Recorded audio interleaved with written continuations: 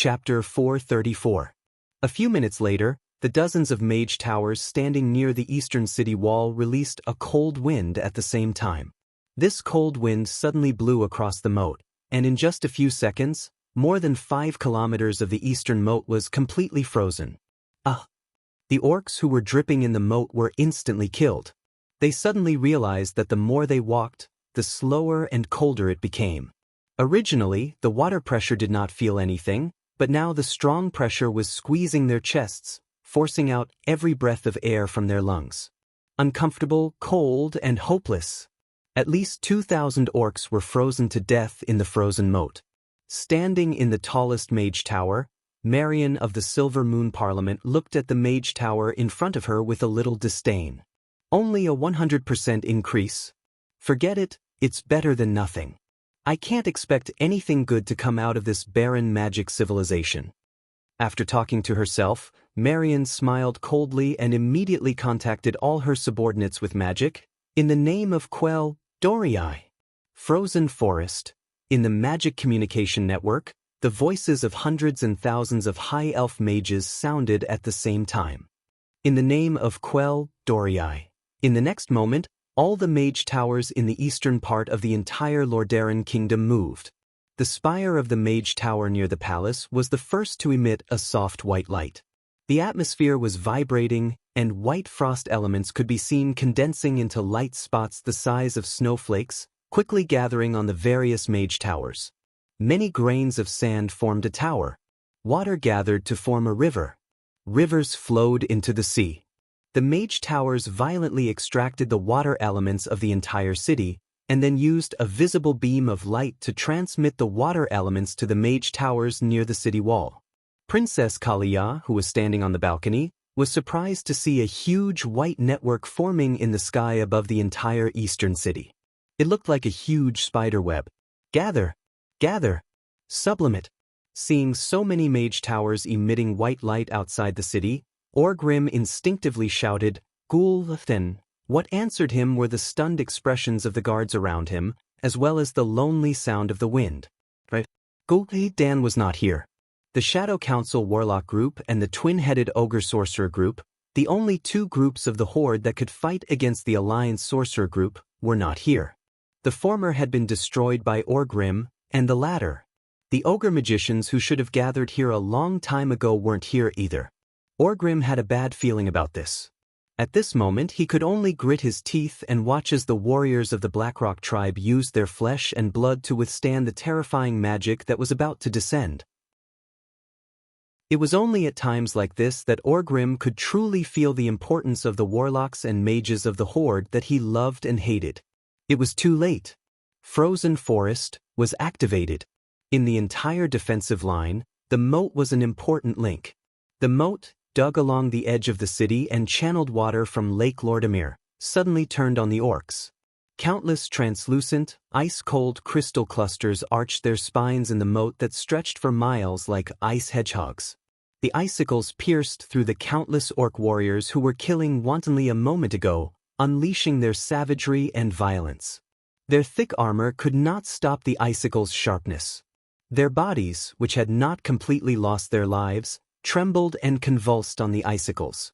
The next moment, almost everyone on the defensive line saw the frozen forest, which looked like a torture rack, turning the entire defensive line into a crystal-clear, cruel work of art. Everywhere was blood red. The orcs were all stunned. Lordaeron had simply put on a hedgehog shell that was armed to the teeth. This wasn't the end. Hadgeron Brightwing and Theron raised their longbows high in the air. They knocked their arrows, and 2 rays of green light drew beautiful arcs in the sky. A second later, the sound of bowstrings vibrating could be heard from all the towers in the city. All the soldiers of Lordaeron, who were stunned at the top of the city wall, saw a black cloud rising at high speed into the sky, turning the sky black. Then, the black cloud stopped at the highest point and poured down. Unlike humans who used the density of arrows to make up for their lack of accuracy, this black cloud was actually a combination of accurate shooting and wide-area shooting. Under Duque's insistence, the Elven Rangers used steel arrowheads made by the bronze-bearded dwarves from Iron Stove Castle. After the Rangers spent a few days getting used to it, their damage was greatly increased. Many orcs could be seen to have their vitals pierced even after making dodging and blocking movements. For example, one orc had used his arm to cover his face and throat, but a steel arrow pierced through his helmet from the side, straight into his temple and killed him. Both sides were stunned. Within 30 meters of the moat, there was not a single orc alive. Attack or not attack? This was a serious question. We can't retreat. We must attack. If we miss today, we might not have the chance to take down the core capital of the Alliance so easily in the future. Orgrim roared. His plan was right. He had finally found a chance to deal a heavy blow to the core kingdom of the Alliance. He could not give it up just like that. After the brief ecstasy of destroying Alterac, Orgrim finally realized that he had to destroy the will of the humans, elves, and dwarves to resist. The 10 countries of the Alliance, 7 human kingdoms, 2 dwarven kingdoms, and a high elf. Today, the Horde did not have the absolute upper hand in terms of combat power. A protracted war was something the Horde did not want to see. The Horde was rapidly weakening. Orgrim knew that if they could not defeat the Alliance within this year, and turn the battle into a war of annihilation, the Horde would most likely be counterattacked and lose all the territory they had conquered. Orgrim gave Samuro a look, then waved his hand at the 2 troll chiefs. Immediately, the trolls and the sword sages of the Fireblade clan pressed forward. The trolls and elves had been fighting for thousands of years, and knew each other very well. The trolls would never lose to the elven rangers. Under the cover of hundreds of orc warriors with human tower shields, thousands of trolls approached the city walls fearlessly and started shooting at the elven rangers. The powerful and heavy javelins shot towards the tower with a momentum that almost defied gravity. Even if they missed, the javelins would still cause rocks to fly everywhere when they hit the top of the tower. The elven rangers had no choice but to dodge, and used the shooting holes of the human towers to retaliate against the trolls. This way, their field of vision and shooting were severely affected. At the same time, the agile sword sages leaped up the city walls through the gaps in the ice crystal forest, crossed the city walls, and aimed at the elven mages in the mage towers. Chapter 435. Even though each mage tower had a small team of elven guards and 2 to 3 rangers protecting the mages inside, there were still more than 10 mage towers that were attacked. There were even 2 or 3 mage towers that had all the mages inside killed in battle.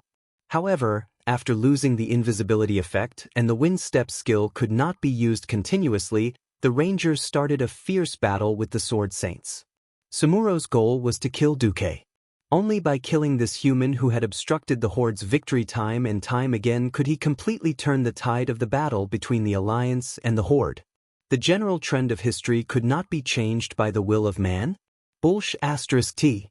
The power of a great man could not be replicated. The judgment and decision of a great leader was definitely the main factor that led the entire organization to success or decline. Perhaps assassination was despicable. However, our world was being destroyed. For the orcs' way out and to win this race war, Samuro felt that he was duty-bound. He also knew that this was a very, very risky move, but his warrior's blood was stimulating him. The rapid secretion of adrenaline in his body made him fall into a very excited state. His heart was beating faster and every blood vessel in his body was circulating at a high speed. However, his mind was blank. He pounced at Duque, who was on a mage tower at high speed. When he saw Duque, who was originally looking into the distance expressionlessly, suddenly looking at him and his team of sword saints, a cruel and cold smile appeared at the corner of his mouth. It was the smile of a hunter looking at his prey. Not good. Duque was prepared. That's right. From the moment Samuro killed Eden Pyreus, Duque was determined to kill Samuro and the sword saints of the Fireblade clan. One could be a thief for 1,000 days, but not a thief for 1,000 days. Apart from the disgusting undead clan, there was only one Duque in the world who could be resurrected. The other important members, even Lothar, who was the best at fighting, did not dare to say that he could definitely dodge Samuro's sneak attack. The other Fireblade sword saints were easy to deal with, but Samuro had to die. He had the highest tier of Gale Steps and Fatal Strike skills, and he had a wealth of battle experience. If he couldn't assassinate him, he would fight him head-on. If he couldn't defeat him head-on, he would run. Who else would he kill if he didn't? These were the key reasons why Samuro had become Duke's must-kill target. Around Duke, there were also a large number of demon spirits. Different from ordinary demons and spirits, these demons and spirits were disguised as all kinds of things, be it stones or scattered supplies. They were all the most common things on the battlefield. They did not sound the alarm directly, but were directly connected to Duke's system. In front of so many demon spirits, Samuro and his Sword Saint team have nowhere to hide. Have you finished writing your will? Samuro. Along with Duke's cold voice, Duke suddenly put his hands together and clenched his opened fingers into a fist. Immediately, a raging flame rose from Samuro's feet. The sound of the explosion resounded on the long street. Of course, the invisibility was immediately broken. Including Samuro, 3 of the 9 sacred swordsmen were blasted away and turned into a pile of charred meat in midair as they couldn't withstand the violent explosion. The remaining 6 were mostly covered in dust. Only Samuro was in a better condition, but he was also battered and exhausted. "Let's go," Samuro shouted to the remaining Sword Saints. Sword Saints were not suitable for the harsh environment and the battlefield with wide area continuous damage. The price of overpolarizing attack power, speed, and dodging ability was that their physique was relatively weak. They were not like most beastmen who were born with a certain amount of elemental resistance. As for magic damage, they would take it all in. What made Samuro most uneasy was that there were huge ice walls rising from all directions at the same time. In the blink of an eye, they had grown from 1 person's height to 2 people's height. Furthermore, they were rapidly closing in the middle. This was to create a huge ice cover to trap all the Sword Saints. Samuro let out a beast-like roar. He was the first to brandish a ball of sword light to protect himself. Then he charged out like an arrow. At the same time, there were at least 5 green figures pouncing over from outside. Dang dang dang dang. The continuous sounds of weapons clashing converged into one. 2 Sword Saints turned into corpses and fell from the sky. 3 Sword Saints were knocked back. After Samuro and a slender figure exchanged 13 attacks in a split second, both of them flew backwards. Samuro returned to the range of the ice barrier, while the other party flew 3 body lengths backwards in the air. Her pretty face was flushed. But when Samuro raised his head, he realized that the ice cover was actually less than 10 feet away from closing. He could now clearly see his opponent. It was a silver-haired female high elf who looked very beautiful from a human's point of view. Her skills and talent were not bad, but her aura was still lacking. The 2 female high elves who had just killed his 2 subordinates also pounced at him again. Samuro had a faint premonition that this was his last attack. If he failed, he would lose his last chance to escape. In reality, that was exactly the case. The 4 Windrunner sisters, Hageron and Lore, Thema, especially the last 2, had been dragged here by Duke after the first round of attacks. It was not an exaggeration to say that the 6 strongest rangers in the world were all here just to ambush Samuro. This showed how important Duke was to Samuro. The one who exchanged blows with Samuro was Sasha. She was at a disadvantage by half a move, but it created an opportunity for Aurelia and Servanas to attack again. The 2 slender figures were about to fight with Samuro. Samuro gritted his teeth and directly activated Blade Storm. The 6 figures dodged again. They surrounded Samuro but did not approach him at all, allowing Samuro to vent his anger into the air. Blade Storm could not be stopped just because he wanted it to. The price of an attack that could destroy the heavens and the earth was that one's movement would slow down and the exhaustion after the big move. Duke was not annoyed. He leisurely gathered an ice ball the size of a carriage and threw it over. "Aren't you very good at shaving ice? So what if you cut some shaved ice for me?" Duke mocked. It was fine for Aurelia as she held it in. Sasha, who had a low threshold for laughter, burst out laughing.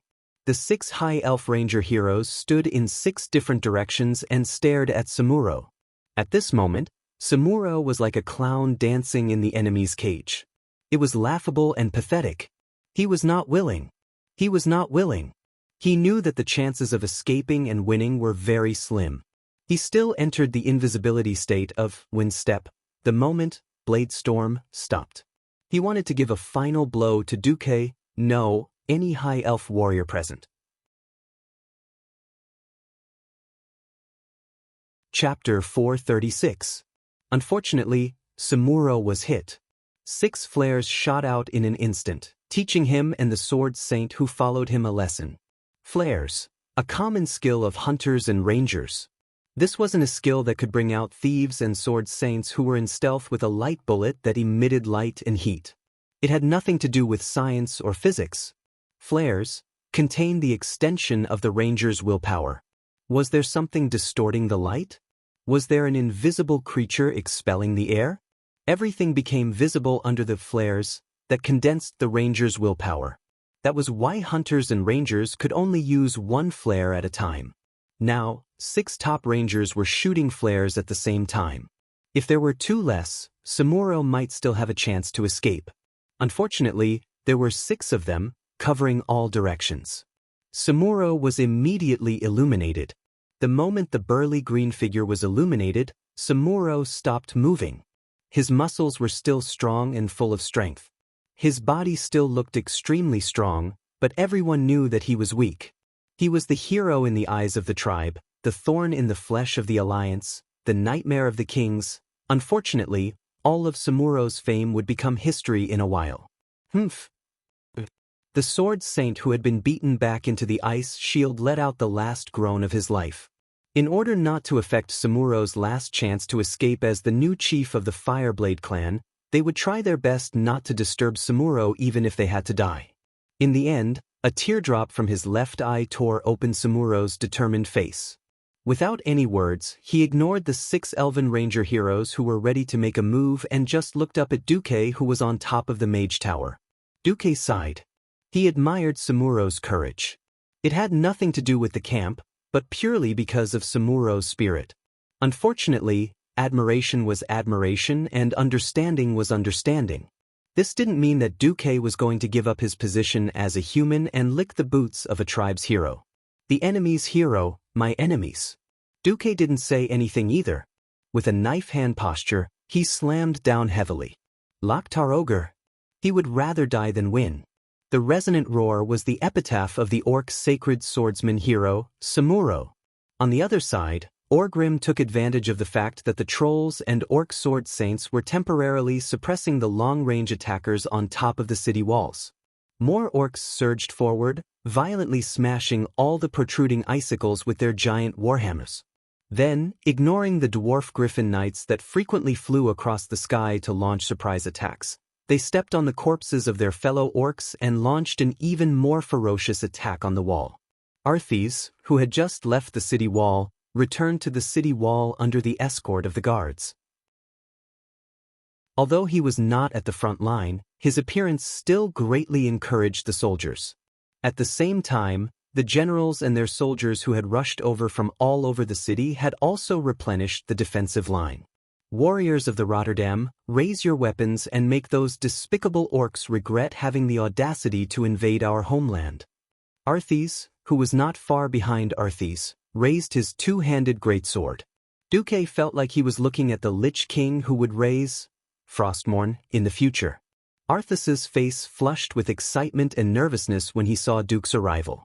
Deputy Commander-in-Chief, Rotterdam needs more reinforcements, he said. Duque bowed lightly. As you wish, Your Highness. Orgrim roared angrily from the horde. Where are the ogres? Are they not here yet? How many more are behind us? The ogres are too slow. They are still stuck on the mountain path, Zulucid replied. You know that other than the twin-headed ogre mage, no one can command those idiots better. Then what about our men? The mountain path is too narrow. We have at least 2 clans behind us. When the horde counted the number of people in the army, they would usually use the large clans as a unit. A single clan would mean 10,000 people. Tell them to hurry up. In order to maximize the effect of the surprise attack, Orgrim ordered the vanguard to attack as soon as they left the mountain. In fact, without Duque, the horde would have already invaded Rotterdam and entered a meat grinder. At this moment, 3 bright red flares were shot into the sky. The bad premonition in Orgrim's heart grew stronger by the second. At the far end of the battlefield, near the lake between Lake Rotterdam and the Alterac Mountains, a huge cloud of dust suddenly appeared. The sound of horse hooves piercing through the clouds shook the entire battlefield. To be honest, due to the terrain, the horde did not have many opportunities to fight against the human cavalry. However, this did not mean that Orgrim did not know how terrifying the cavalry was. During the first battle in the Elven Forest, the warriors of the horde had also encountered the cavalry. The scale of the cavalry was not large, and in Orgrim's eyes, it was the only army that the humans could fight against the orc infantry. Not good. Orgrim cried out in shock. The timing of the cavalry's arrival was too cruel. It was the exact moment when the horde could not spare any strength to attack. On the southeast side of the lake, 3 huge flags were fluttering in the wind. The Alterac Mountain Eagle flag with an orange background. The Highland Knights flag with a red background. The Golden Lion flag of Stormwind with a blue background. No one would have thought that long before the fall of Alterac, Duque had already transferred the Highland Knights and the Royal Knights of Stormwind here. Now, after joining General Haas's Eagle Knights, there were as many as 2,500 knights and 7,000 cavalrymen gathered at the lakeside. They rode their horses to the battlefield from their hiding place and quickly spread out their formation. The 3 generals stepped out. For the fall of Alterac. General Haas closed his visor.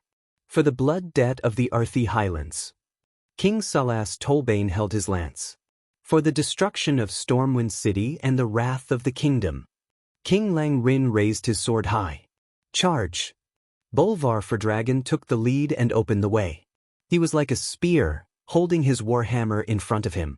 He stabbed his horse with a spur, and in pain, the horse charged at the orc army at high speed. Most of the orcs were focused on the city wall. The white wall was unexpectedly strong, and only a few dents appeared under their fierce attacks. Only a few of the orcs heard Orgrim's command and turned around to stop the horsemen and riders from advancing.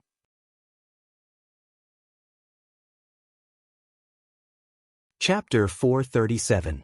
In a frontal assault, there were not many troops that could match the beastmen's infantry.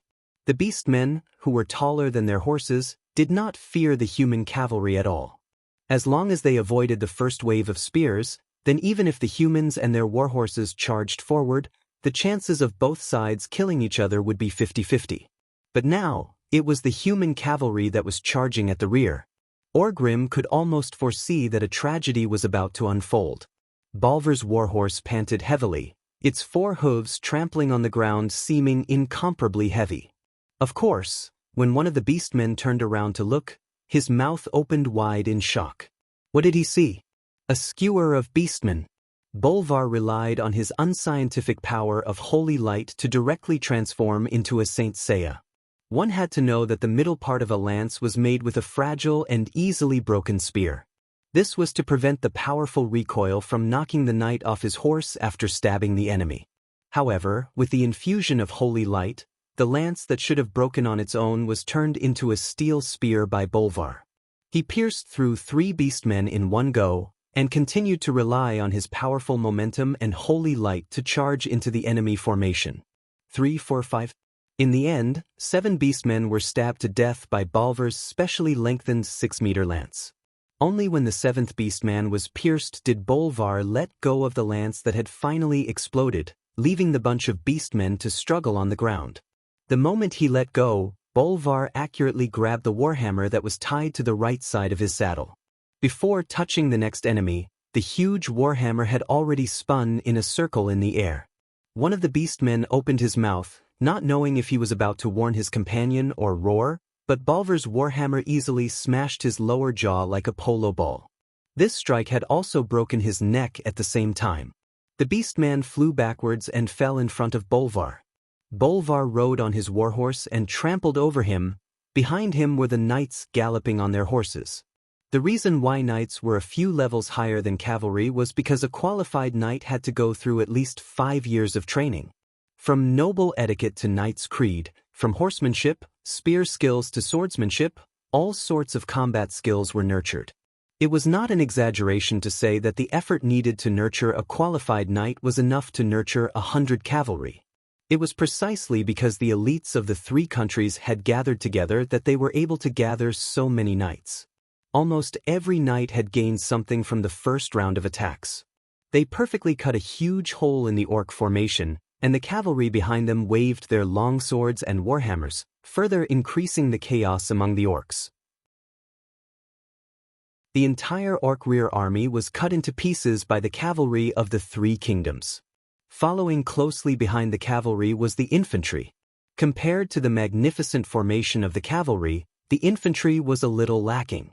20,000 Storm King cavalrymen were already all of them. These were infantrymen who had been baptized by the flames of war. They fiercely swept through the scattered beastmen and stabbed the beastmen who turned their heads towards them to death. They followed the footsteps of the cavalry and attempted to quickly cross the entire battlefield and rush to the northeast of Rotterdam. Stop them. We just need to enter the chaotic battle. It was one thing for the cavalry to break through their formation, but they actually wanted to use infantry to circle around the rear? Orgrim was so angry that he wanted to laugh. At this moment, the ballistae in the city were fired. Arrows and boulders rained down on the front of the orc army that had become densely packed. Haas, Lang, and Salas led their cavalry to break through the entire orc army's rear army and split them up perfectly. After breaking through the formation, they split into 3, made the smallest circle, and once again attacked the rear army from another flaw, turning the entire rear army upside down. There was not a single organized orc army that could pose a sufficient threat to the charging human infantry. The orcs were in chaos and did not know what to do. But when they faced the city wall, the Alliance army attacked them from the rear, and when they turned their heads towards the cavalry, they were attacked by the city guards. They had not broken through the city wall yet, so they could not retreat into the city. If they continued fighting like this, they would only be bleeding in the chaos. Orgrim was inexplicably shocked. This was simply beyond all the military knowledge of the orcs. Why could the human cavalry find the weakest point of the orcs in the midst of a fierce battle and attack it? Why did they not attack the seemingly weak points of the elite orcs that were lying in ambush? On the Tower of Lordaeron, Arthas looked at Duque, who was giving orders beside him, in shock. Magic communication was only suitable for fixed-point communication. When moving, there was no spatial positioning, so there was no way to receive the message. Duque had a better idea. Let Lang turn left 30 degrees and kill his way through the slightly dirt-colored army. That's the second-rate Iron Sand clan of the Horde. Salas, you're charging too hard. Damn it, you're the king. Even though Duque was fiercely complaining, the 2 beautiful elven rangers beside Duque, one with gold hair and the other with silver hair, still used their beautiful voices to transmit Duque's words. General Hadgeron explained to Prince Arthas, "That's Whisper of the Wind, a skill unique to the Windrunner family. It can transmit one's voice with the wind and reach a specific person's ears within a few miles. So powerful? Then can I hire some elves who know Whisper of the Wind to be my vassals?" Hadgeron's face was full of embarrassment. "I'm sorry, but there are currently only 4 Windrunners who know this skill, and they're all direct vassals of Lord Marcus." "I see." Arthas's face was full of regret. At this time, the situation of the battle changed again. After the Alliance's cavalry attacked the orcs' rear, they returned to the vicinity of the lake, and the city's defenses were activated once more. Even though the continuous attacks made the orcs lose their bearings, they were unfortunately not many, but they were extremely elite. A row of orcs with the strongest physiques charged in the direction of Salas's Highland Knights. Salas was more cautious, and he charged towards the right side of the line of soldiers. The result of the cavalry's charge shocked Salas. After losing their lances, the cavalry no longer had any mid-range or long-range weapons. Normally, no one would be willing to collide with a galloping warhorse. Obviously, these 8-foot-tall orcs were an exception. Regardless of whether they chopped down or swung up, Their huge warhammers could disregard the nearly 1-ton weight of the riders and their horses and the terrifying force of the impact. In an instant, both riders and horses were sent flying.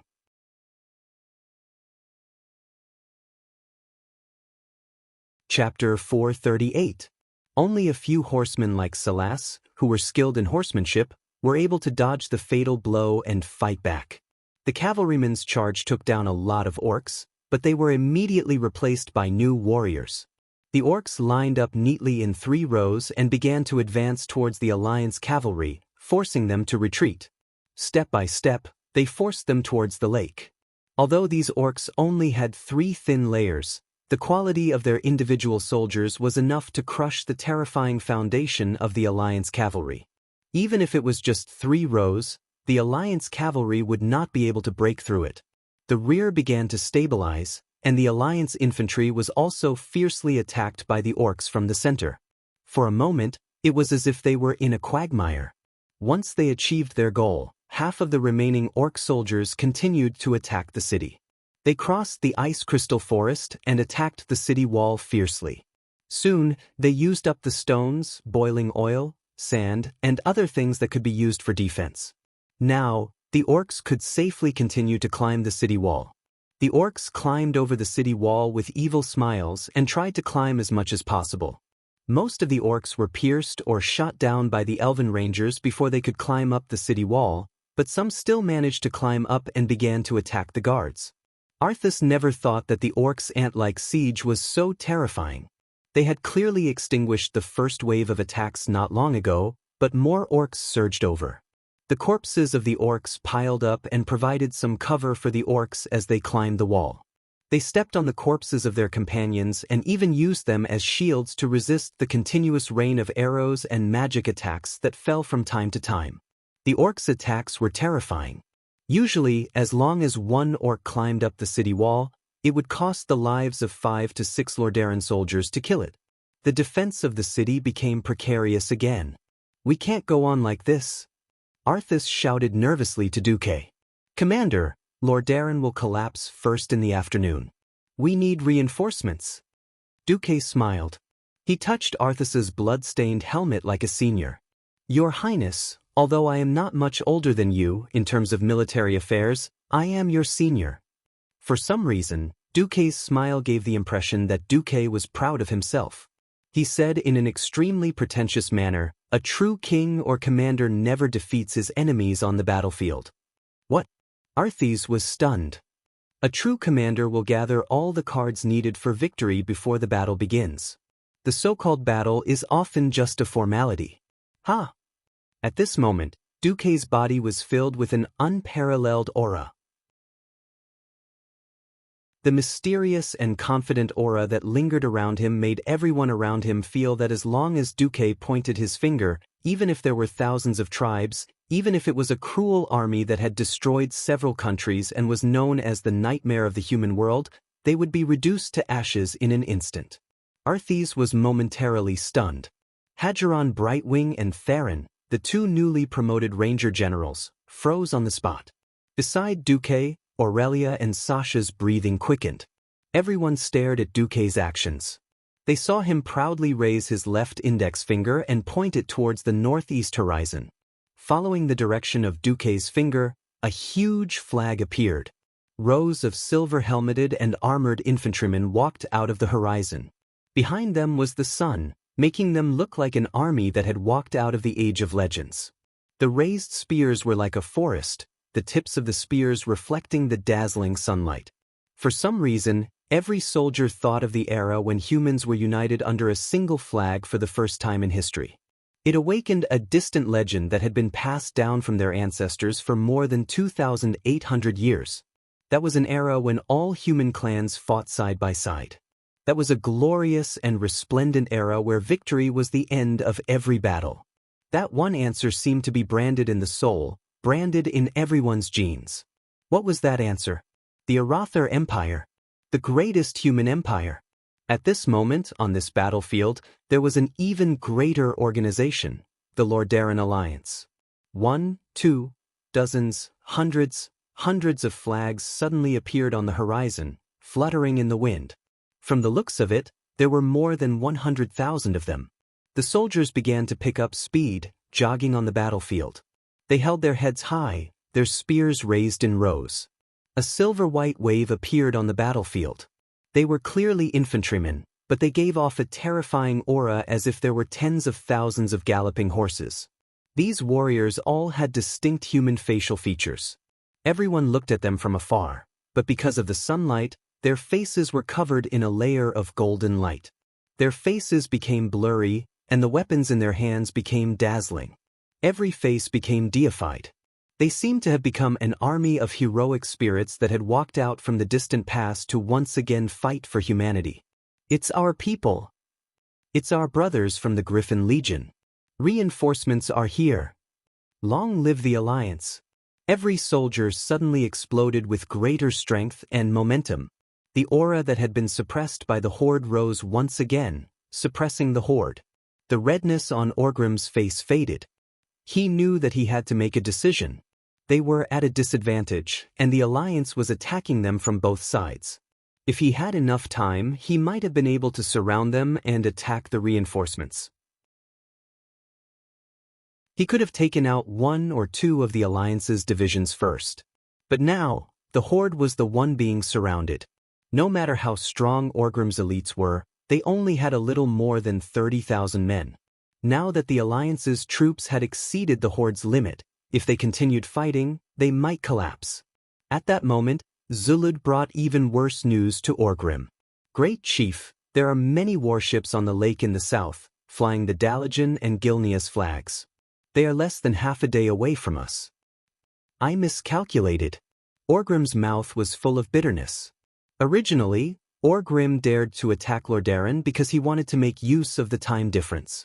He wanted to take down Lordaeron before the main force returned. In Orgrim's plan, the Lordaeron army should return first, followed by Grom's 100,000 soldiers. The allied forces of Dalaran and Gilneas, who were further south, should be the last to arrive. But now, the Alliance used their original advantage on Lordaeron Lake to mobilize ships to send reinforcements to Lordaeron. If that was the case, the troops in Lordaeron would exceed 200,000 in a day. Even with Grom's troops, they still wouldn't be able to take them down. After thinking for a while, Orgrim finally shouted out the most bitter word he could think of. Retreat.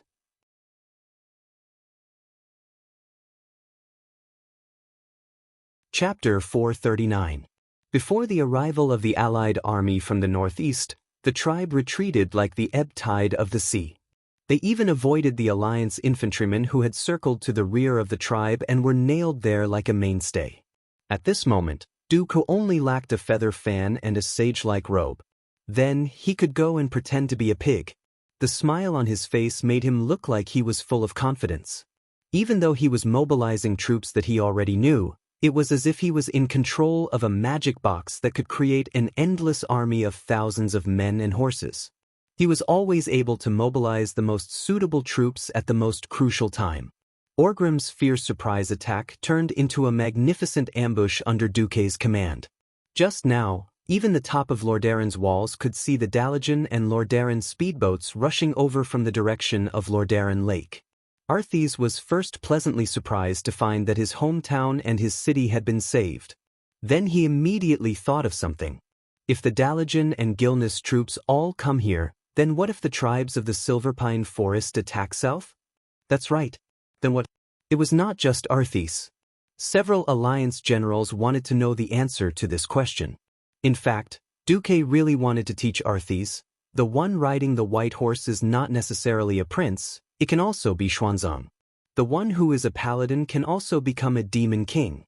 But in order not to reveal the secrets of the heavens, Dooku pointed to the Alliance's speedboats on the calm lake in the south and teased Arthas.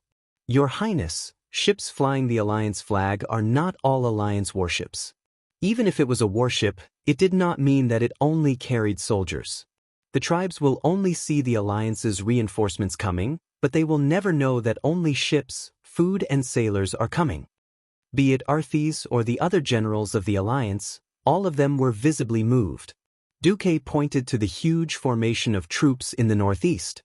100,000 troops are not equal to 100,000 elites. The true elites were only the few square formations at the front. The ones behind are just farmers who have been trained for less than 3 weeks. That's right, Duque hadn't conjured the magic lamp of the army. He'd only placed the Griffin Legion in front of him for show.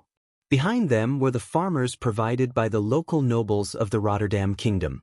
However, after a period of training, they were at least more or less presentable when marching. When it came to real swords and spears, these guys who had never experienced blood and fire, no matter how bright their armor was, were still cowardly farmers deep down. The young Arthes was astonished. Is that even possible? Why not? Duque combed his sweaty hair. Didn't I mobilize so many troops to save Lordaeron?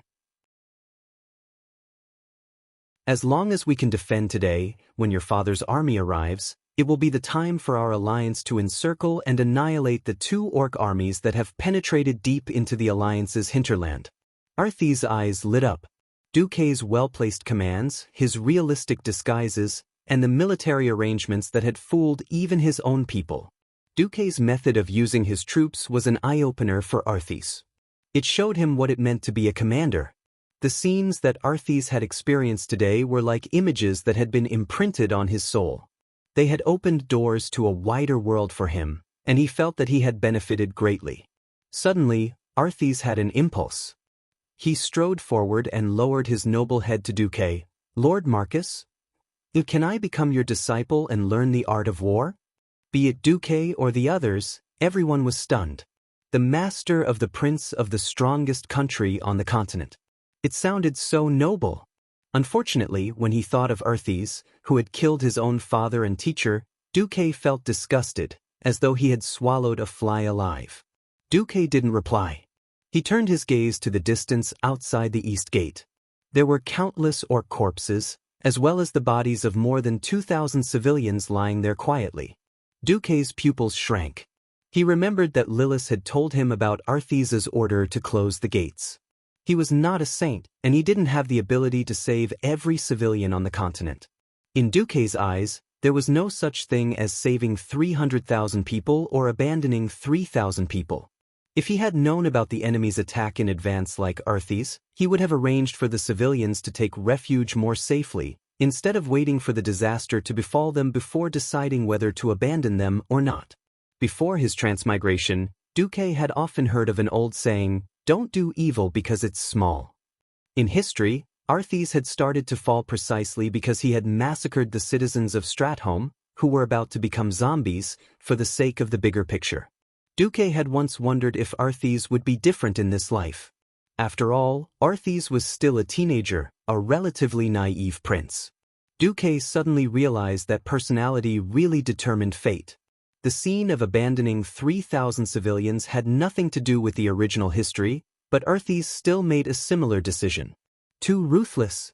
The experience of Arthes in history might be worthy of sympathy, but this guy was clearly the template of an ambitious and ruthless person. At this thought, Duque made up his mind.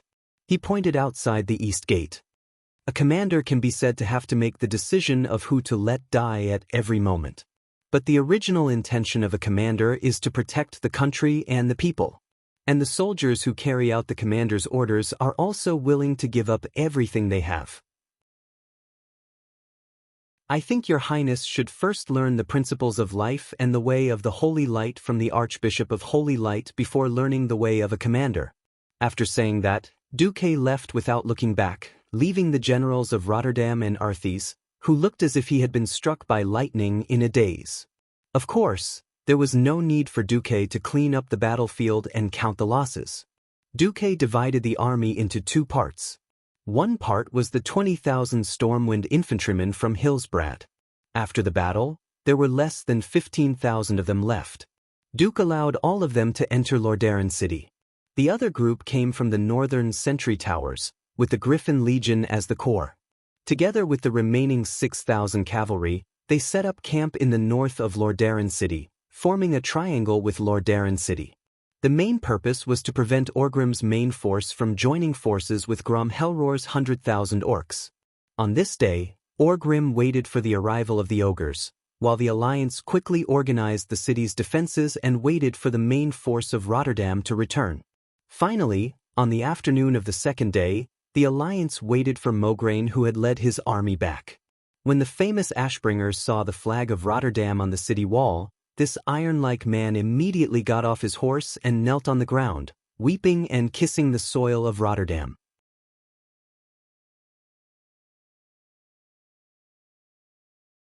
Chapter 440. Whose tears were flying? Whose applause was ringing out? For the citizens of Lordaeron, who claimed to be the best in the world, yesterday was definitely the most uneasy day. They used to think that war was so far away. The nobles sang and danced as usual. There were still hundreds of banquets and dances every month. Those great nobles would hold 1,000-person masquerade balls and provide hundreds of desserts at banquets. The peaceful thoughts of the nobles were greatly amplified. The citizens naturally enjoyed the peace and prosperity. Yesterday, everything changed. The savage orcs broke through the layers of defense, crossed the mountains, and killed their way into the city.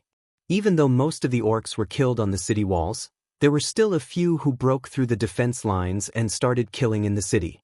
The strongest troops in Lordaeron were all stationed at the city walls. They had no choice but to hand over the task of killing the orcs to the city guards. These city guards, who had not undergone strict military training, were good enough to deal with gangsters, but they were not enough against the elites of the Blackrock clan. The number of orcs that broke into the city was 68. These 68 orcs had caused nearly 5,000 casualties. On average, each orc had killed 2 or more city guards and caused more than 3 or more civilian casualties. Almost every family in the Eastern District had a funeral. The citizens of Lordaeron panicked. Even though there were more than 30,000 alliance troops stationed at the back, many citizens and nobles woke up from nightmares. There was even a guy who shouted, "The orcs are coming," in his nightmare. This caused a chain reaction of panic and caused more than 100 people to trample each other. It was only until Duque asked Arthas to activate the magical lights throughout the city that the soldiers of Lordaeron sang the Lordaeron military song when they patrolled that the citizens of Lordaeron felt a little more at ease. Just like that, the people of Lordaeron welcomed Lord Mogaine's 8,000 cavalry the next day. Then, 2 days later, they waited for the exhausted King Tyrrhenas to return with his main force. Even though they were forced to return, Tyrrhenas and his infantry were welcomed back like heroes. Almost every citizen gathered at the West Gate and welcomed the return of their army with the most passionate and sincere cheers. This was not a triumphant return worth bragging about. All the people wanted was a sense of security. Tyrrhenas was not in the mood to deal with the enthusiastic people. He hurried back to the palace. There, Deputy Commander Duque, General Lang, General Salas, General Kudrin, and Major General Haas had been waiting for a long time. Tyrrhenas did not put on any airs as the leader of the alliance. He followed the rules of the alliance and bowed to Duque, Lang, and the other kings. "Thank you very much, Deputy Commander-in-Chief, the 3 generals, and our allies for the rescue of Rotterdam City.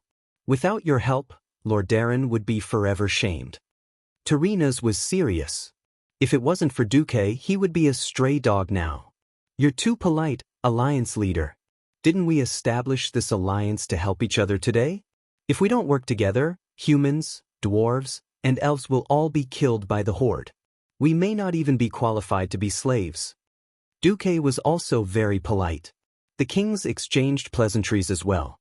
After the necessary formalities, Tyrrhenas did not hesitate. "All right, let me get straight to the point. Although I also think that 300,000 soldiers are needed to ensure that Rotterdam City will not be attacked by the horde, the truth is that Rotterdam City does not have enough food to sustain 300,000 soldiers and 400,000 civilians for a long period of time. In the past, Rotterdam has always been providing food, weapons, and soldiers to the various countries. Now, it's Rotterdam's turn to need the support of the various countries."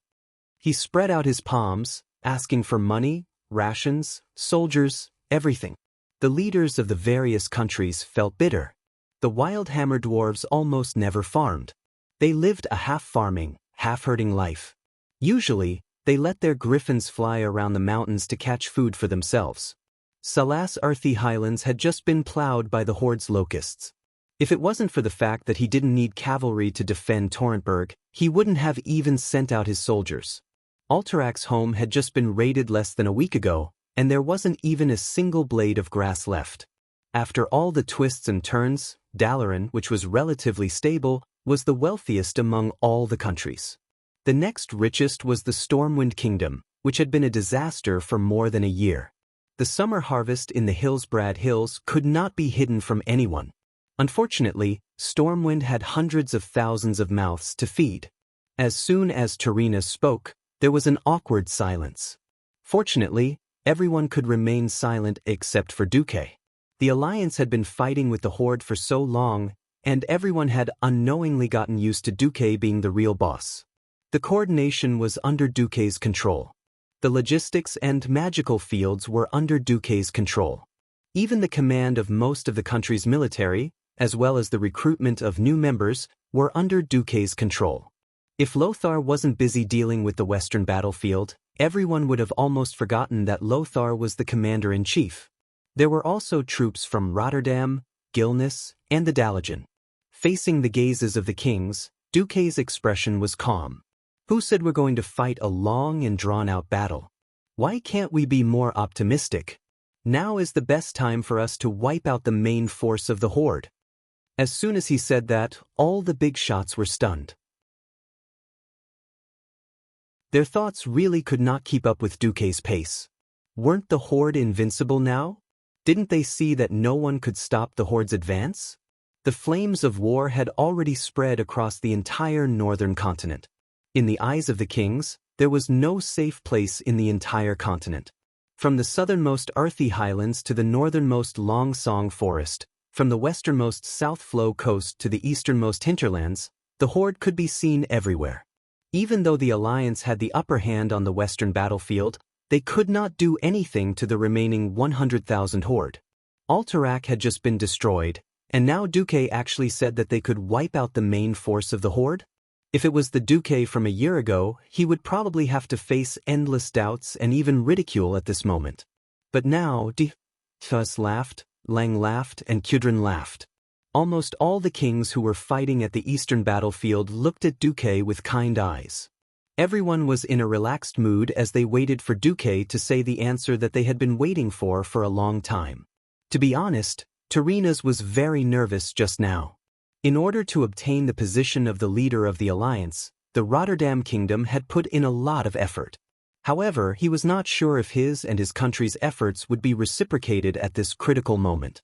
Now, it seemed that the countries of the Alliance were not only reliable under Duque's coordination, but could also give him enough surprises. Duque smiled and opened a real-time image of a magic message. Latest news, Ghoul, Dan sold Orgrim.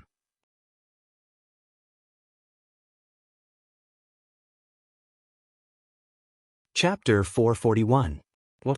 Ghoul, Dan betrayed Orgrim? For most of the higher-ups in the Alliance, this was an unbelievable thing. It was as if someone had told them that Duque had betrayed Lothar.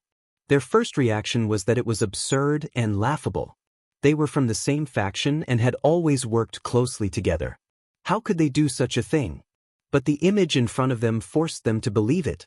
This is an image sent by my subordinate Darniel, who risked his life.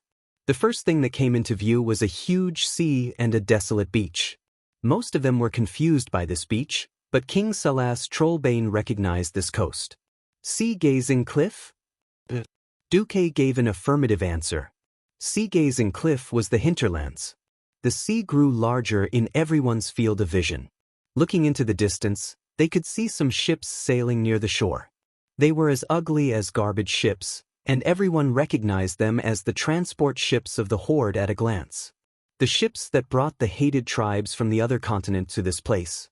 Although Kurtira's and the Bloodsail Navy under Stormwind sank most of them to the bottom of the Endless Sea, the remaining half still brought destruction and death to the Alliance.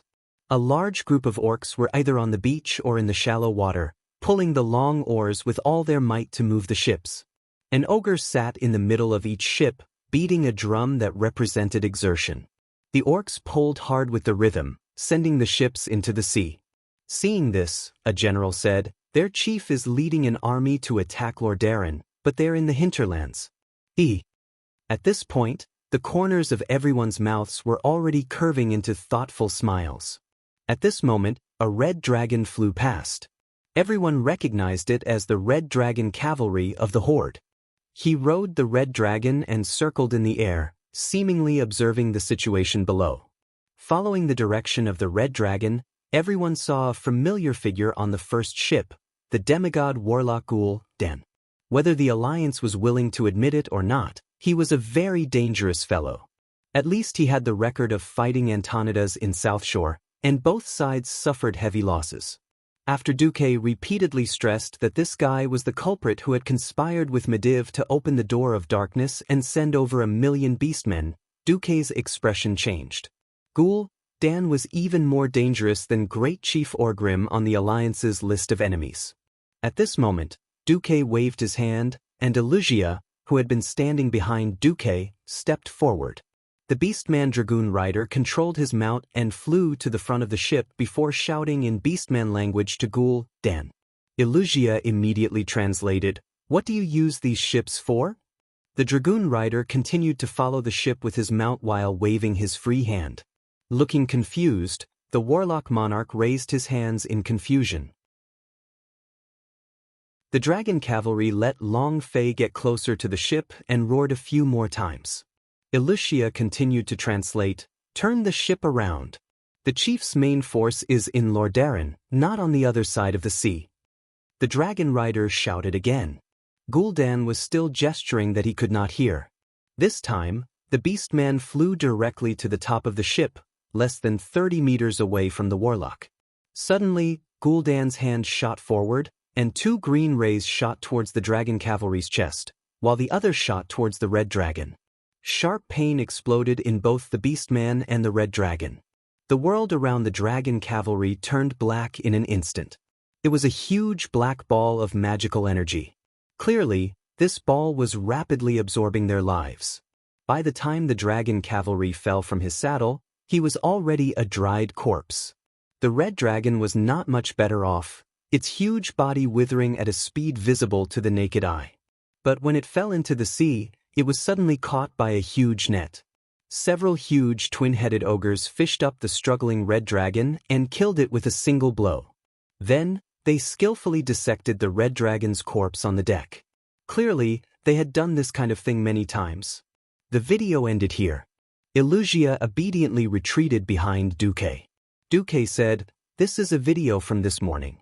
In fact, from the moment this army retreated from Kuel Salis, I had Kudran's men follow them from afar." The Brute Hammer King nodded.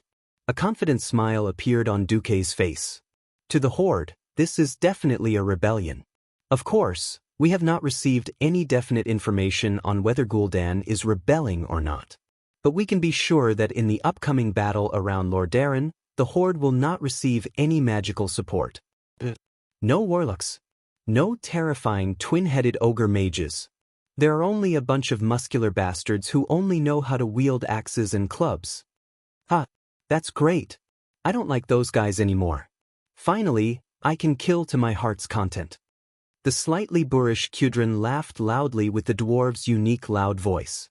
"If we can get rid of these 2 main forces of the Horde, Torrential Fortress will be saved." King Soras let out a long sigh of relief. Lang clenched his fists. In fact, he was more passionate about destroying the Horde than anyone else. The fall of Stormwind City was a pain in his heart.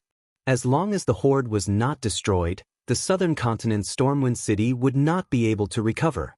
Of course, the happiest person was Tyreena's. Being trapped in a siege, he was the one who suffered the most. The vast territory of Lordaeron would be cut off, and no one knew what would happen to the other areas. Tyreena's was still mature and steady. "All right, I suggest that we urgently summon Chief Lothar to discuss this matter. Of course, I suggest that we strengthen the defenses of the city and wait for Chief Lothar's arrival." Duque's suggestion was naturally seen as reasonable and was unanimously approved. After the meeting, Duque waited outside the hall for an unexpected person, the Prince of Lordaeron, Arthas. "Your Excellency Marcus, can I have a word with you?" Duque hesitated for a moment, but still nodded. They sat down in a side hall, and Arthas seemed to be venting his frustrations as he told List what had happened. On the night I abandoned the 3,000 civilians, I received a long reprimand from my father. He scolded me for not learning how to be a king. A king should put the people first. Although I think what my father said is right, I still think that my decision that day was not wrong. There is no comparison between the lives of 3,000 civilians and the lives of 300,000 people. Duque's voice was calm. Do you love your father and sister? Of course. Arthas replied without hesitation. What if the enemy captures your father and sister and forces you to choose between them? No. I will never let a situation where I have to choose between the two happen. Arthas suddenly became furious. That's right. As a king, you must first prevent the worst from happening.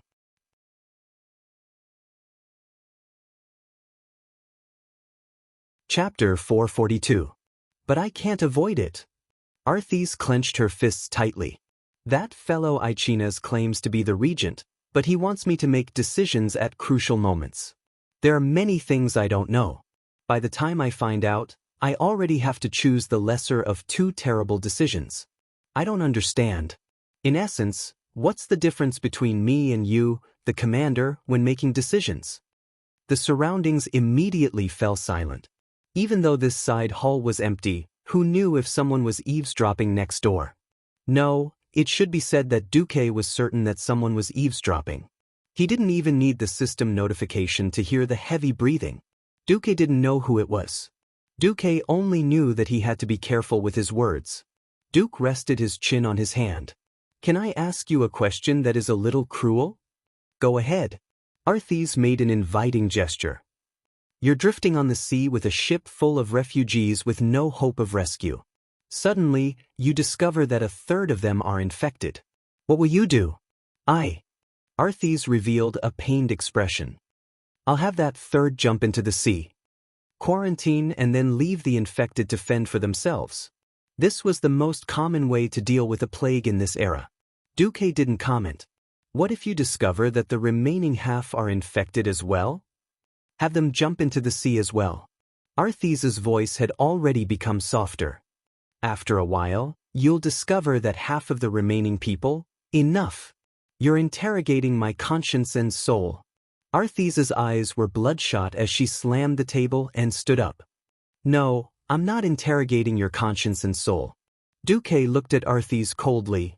I'm just telling you, don't use your shallow common sense to judge every problem and force yourself into a dead end. The biggest difference between you and the commander is that you consider problems comprehensively. Comprehensive? I was just asking you what to do. I'm not forcing you to deal with things according to the rules of this era. Arthas was stunned. Then what to do? Duque's voice became stern. Have you learned any medical knowledge? Have you asked if there are any doctors among the refugees? Is there a priest? Have you confirmed the type of plague? Is there any hope of a cure? Arthas was bombarded by 5 consecutive questions, and he tried to defend himself, but I don't have any common sense at all. That's why I asked you to find out if there are any doctors among the refugees. As the commander-in-chief, it doesn't matter if you don't understand. You can just leave it to the experts.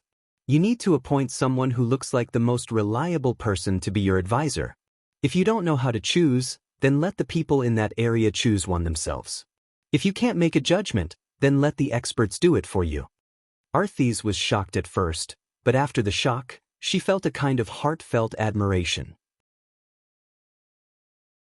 It turned out that there was a reason why Duke Marcus, the deputy commander-in-chief of the Alliance and the Horde, who had won so many great battles, was successful. Was this the difference between him and a top commander? That's right. After receiving the warning from the deputy commander, since the regent minister was incompetent, he should shoulder the responsibility and arrange things as comprehensively as possible instead of doing nothing and waiting for the situation to deteriorate before making a painful choice. Arthas lowered his head and bowed deeply to Duke. I've learned a lot. Sir Marcus, I only have one last question. Arthas asked solemnly, what if, in the end, I have no one to rely on and no common sense in this area, and I have to make my own choice? You will avoid the worst situation, and at the same time increase your options. The lack of a better choice itself proves that your vision is too narrow. If your wisdom and insight are not enough to create some better choices for you, then choose the choice that you feel the most guilty about. If you really try your best, your heart will feel better, at least you can comfort yourself. Comfort myself? Arthis was a little dazed, and her whole body was dizzy. As if she was sleepwalking, she thanked Duque again and then left.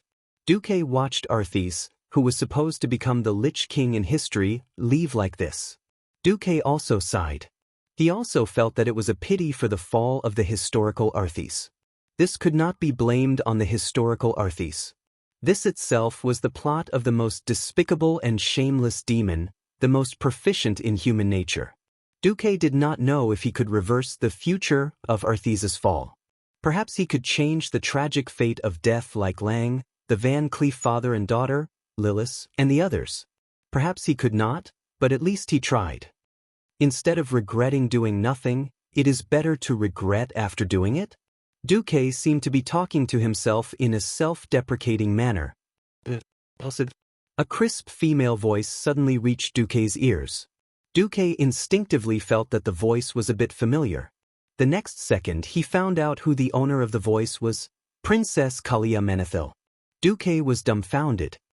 "Your Highness." The girl in a pure white low-cut dress stood alone at the door of the side hall. Looking at the girl, who seemed to be suppressing her excitement and crossing her fingers in front of her chest, Duque suddenly felt a sense of purity. He did not know if there was a slight sigh in his breath. Obviously, at this moment, all the noise disappeared because of the girl's focus. Any other elements would be reduced to impure things. The pure, focused, and even a little fanatical light in the girl's eyes was overwhelming. It almost turned into a physical love, like a prayer that went straight to the heart. Duque almost instantly felt the adoration from the girl's eyes. Princess Kalia is madly in love with me? It had to be said that Princess Kalia was indeed a stunning beauty.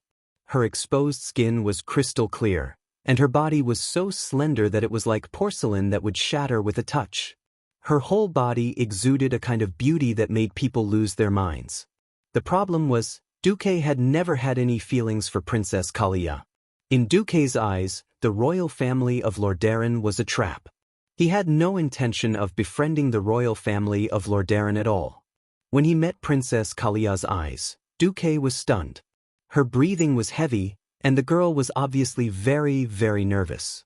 She seemed to have forgotten what she should say. The princess's voice was full of trembling, and she was a little incoherent. "That day, thank you for the rose. But I was most touched. When Lordaeron was about to be destroyed, you saved the whole city, and me. That's what I should do. Can you let me be your follower?" Duque was stunned again.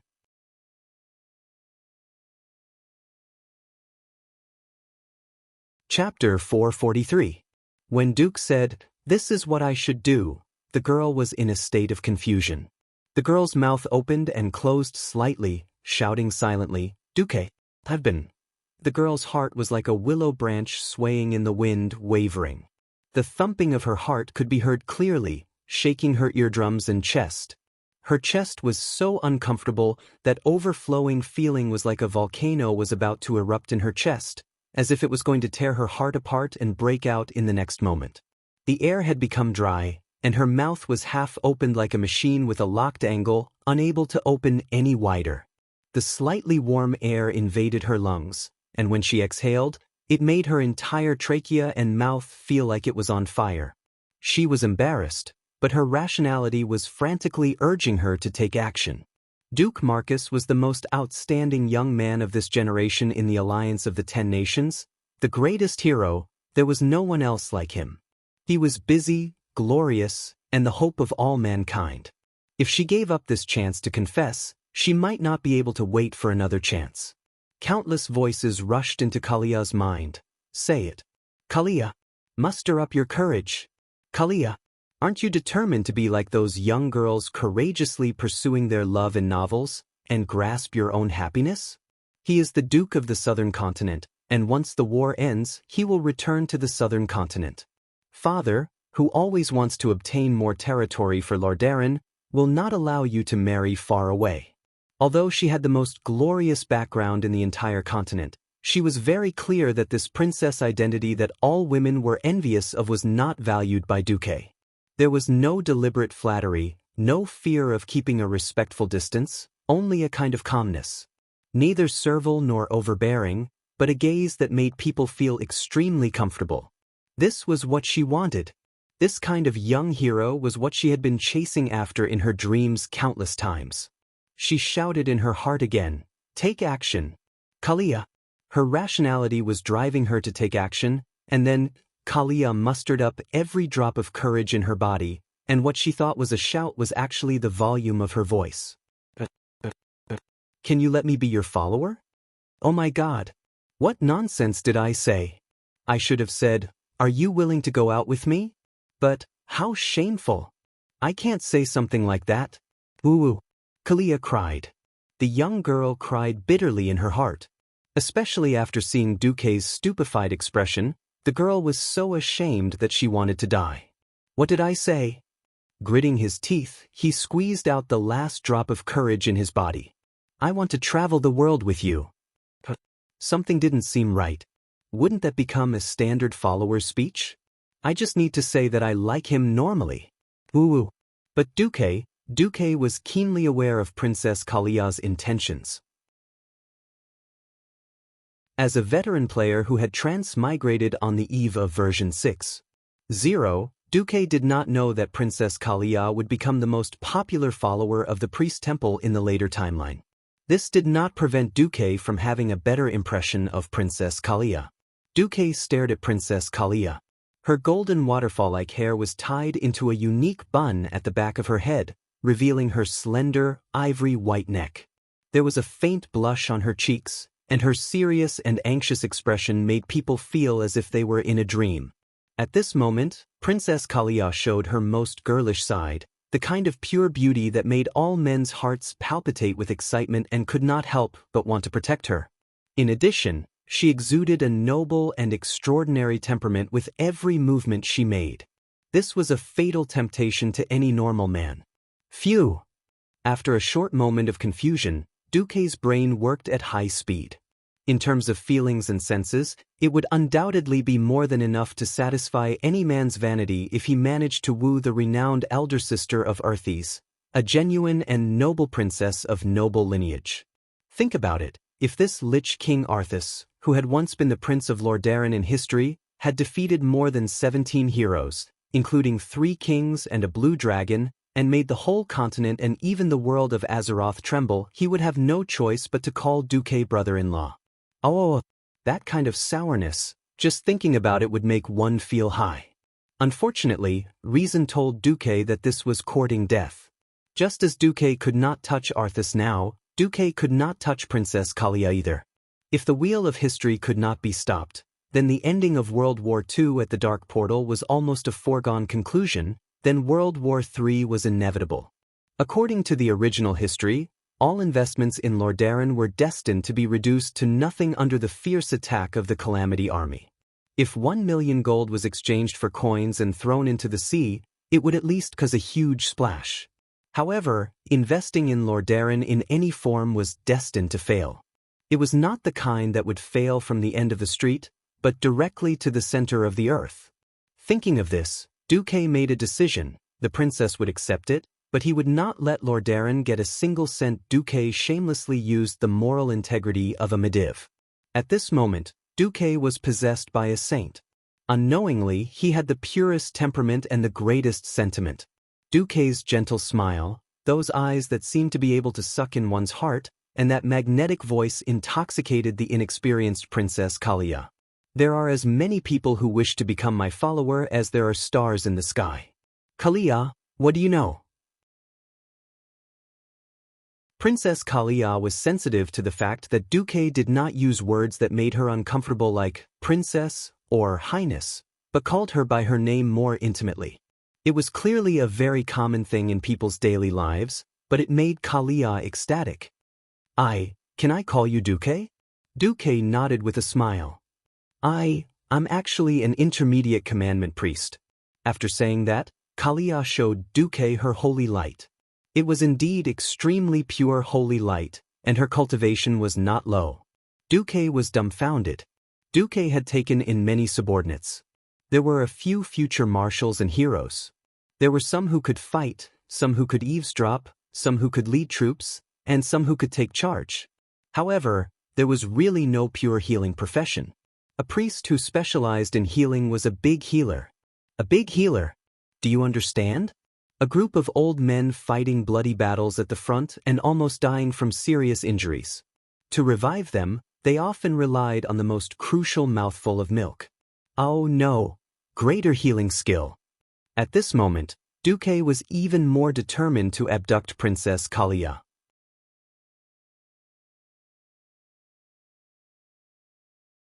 Chapter 444. Not a bad holy light. Kalia, you pass. Then, Duque smiled, I've received your kindness. I'm not an unreasonable person who ignores a good wish. Do you want to get rid of this suffocating life in the palace?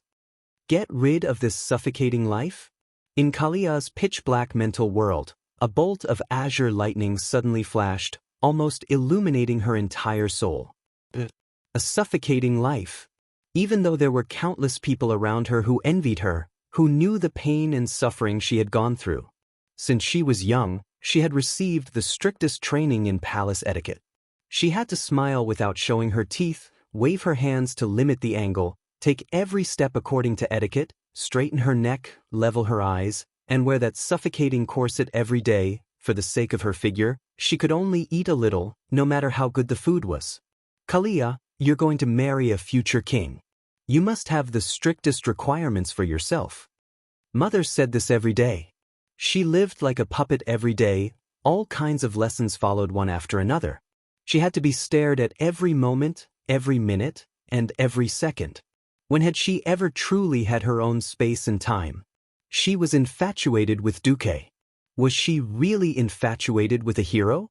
Or did she yearn for that kind of safety and freedom? Kalia's eyes turned red in an instant. Can I really do it? Won't I bring trouble to you, Duque? For a second, Duque felt a little guilty, feeling like he was a bad uncle who used a lollipop to kidnap a little girl. But thinking of the despicable things that Tarinas did after the Second War of the Dark Portal, and how Tarinas allowed the orcs to have a chance to rise again, Duque felt no more guilt. Anyway, there was a high chance that Lord Darren would still have to kneel. Instead of letting this innocent princess become homeless, why not I, Duque, be kind and adopt the homeless princess in advance? Duque righteously encouraged the Mediva's moral integrity, his face full of holiness that was even more holy than a paladin's. Yes, Kuria. Everyone has the right to pursue freedom. If one is like a puppet for the rest of one's life, bound by bloodline and rules, can that still be considered as having truly lived? Kalia's defenses were completely shattered. She didn't even know when she was so excited that she held Duque's hand with both hands. She also didn't realize that from this angle, Duque could see the peak of the mountain. Then my father, mother, and my brother. Kalia suddenly showed a trace of pain. With or without you, Arthas will be crowned king. Lord Darren will still be the most powerful kingdom in the world. Duque, who knew the direction of history, lied through his teeth. That's true.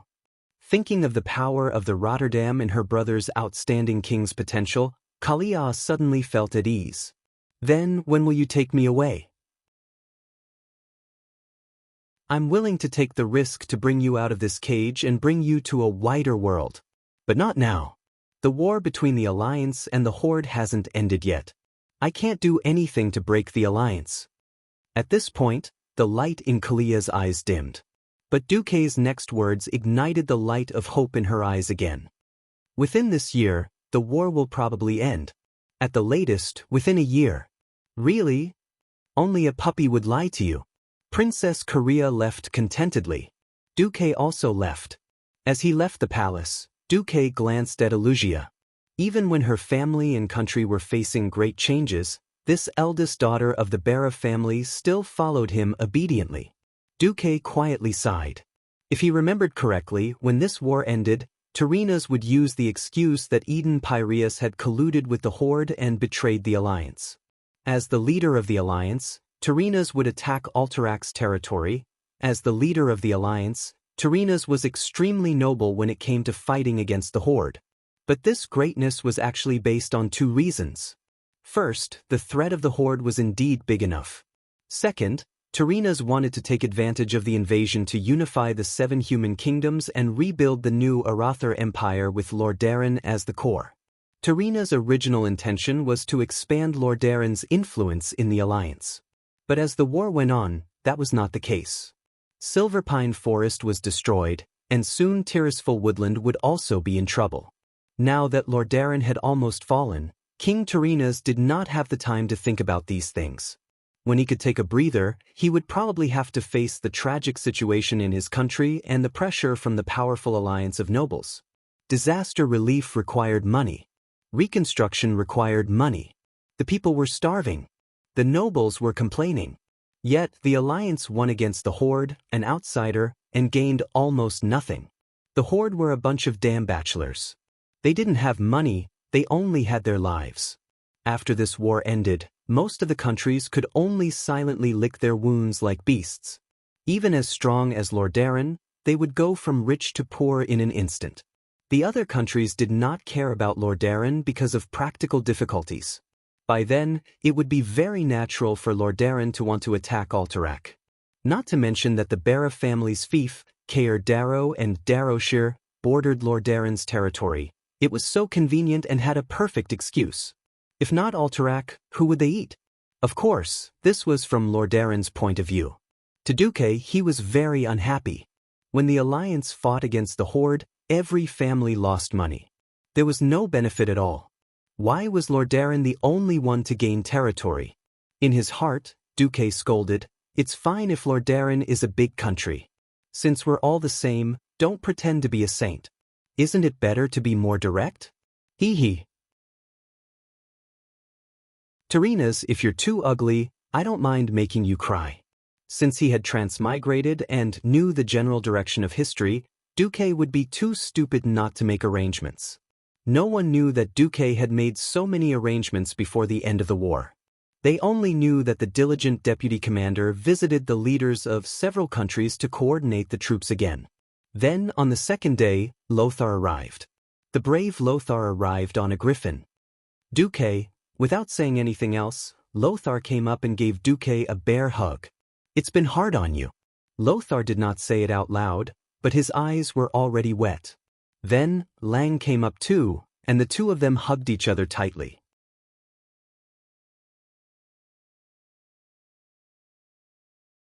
Chapter 445.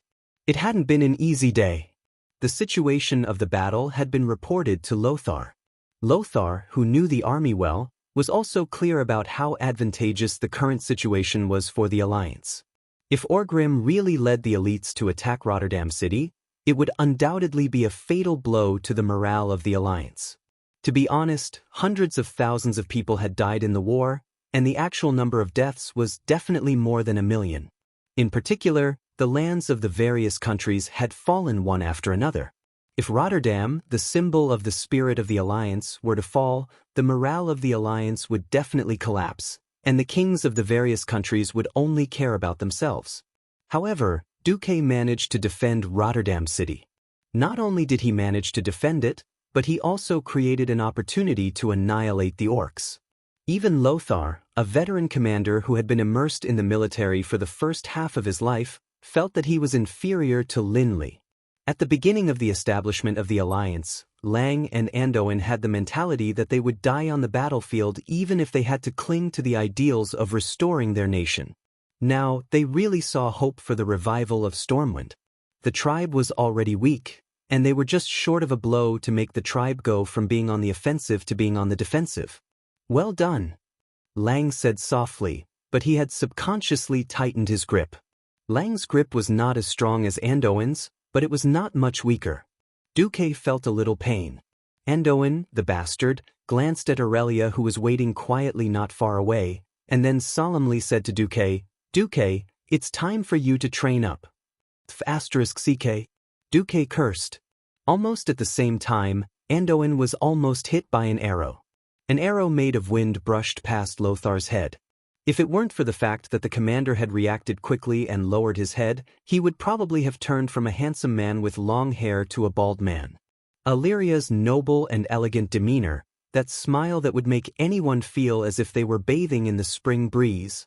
Who would have thought that this Windrunner general, who theoretically belonged to the Stormwind Kingdom, had just assassinated the commander of the Alliance? It was over. The highest level of the Alliance's military conference officially began. The topic was very simple. It was how to wipe out the two invading tribes. Just as Anduin arrived at Rotterdam City, Grom Hellscream's tribal army had already arrived less than 30 kilometers to the west of Rotterdam City. Of course, the Silverpine Forest's southern army led by Lothar was also 30 kilometers behind this tribal army. After confirming the battle report again, Anduin raised his head and asked Duque, "Are you sure the tribe in the west doesn't know about Gul'dan's betrayal?" Duque shrugged. "I can only say 90%. After all, there is no magic communication in the tribe. Moreover, I've already ordered Kudrin's griffins to intercept any messengers from the tribe's dragon riders day and night." Kudrin's rumbling voice sounded. "My compatriots have tried their best. I sent 30 squads to take turns to sweep the area, but they did not find any dragon riders." Duque waved his hand to show that it was fine. "According to my calculations, even Orgrim's main force would only find out about Gul'dan's escape tonight. The terrain of the Alterac Mountains is too complicated. Intercepting messengers is not very effective. However, as long as we can intercept the messengers heading to the Western Front." At this time, almost all the big shots' eyes lit up. There were no fools here.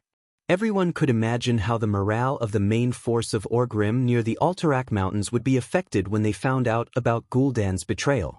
Retreat was almost an inevitable choice. More importantly, the Western army of the Horde still did not know.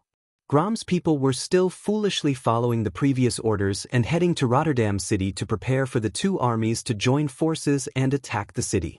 To be honest, if Gul'dan's two clans were here, 150,000 elites of the Horde, a large number of twin-headed ogres and mages, as well as a freakishly strong Gul'dan, it would be hard to tell who would win if they fought against the Alliance. But it was completely different now. The Alliance could use the time difference to gather their forces and take down the Western army of the Horde when the main force of Orgrim wanted to retreat. That way, the entire Tirisful Forest would not be destroyed. Be it Rotterdam or the Alliance, they would have more confidence to launch a counterattack. This was a great opportunity to take revenge on the Horde and even build a career. It was an unprecedented glory to annihilate a tribal army in an organized way. Everyone cast their eager gazes at Anduin. At this time, Anduin looked at Duque instead. "If I want you to defend Rotterdam City to the death and not let a single tribe come to the west of Rotterdam City for 3 days, how many troops do you need?" Without hesitation, Duke raised his palm, and his 5 fingers appeared in front of his eyes. 50,000? Anduin looked at it and felt that it was a little too little. But since Duque said it was possible, it should not be a problem. In the entire alliance, there was no other commander under his command who could make him feel at ease. Turayan grew quickly, but Turayan was the kind of general who did things step by step. He could do any task assigned to him well, but he could not create surprises, not to mention miracles.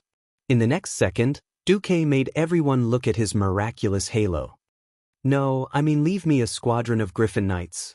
Together with Kuel Salis and my rangers and mages, 5,000 people will be enough. Any more is just to make up the numbers. If you like it, leave 30,000 new soldiers and 5,000 city guards for me." The city guards would not be counted as combat power by the big shots of the Alliance.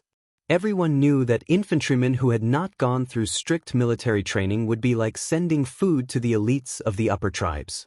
Of course, it was another matter for some of the experts who had reached the level of champion knights. Orgrim wouldn't let his entire frontline army be annihilated.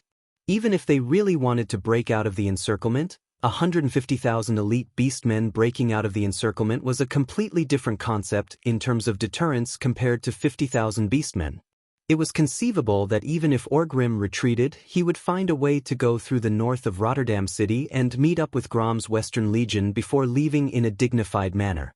Without a complete defensive line, the Alliance would have no choice but to send the 150,000-strong horde out of the northern continent as if they were sending off a king. As for when they would launch a counterattack on the southern continent, only God knew. Now, Dooku actually boasted that 5,000 men would be enough? There was a commotion in the meeting room. Dooku sighed. "All right, let me show you the new product of my weaponry workshop. Kill 3000 Type A?"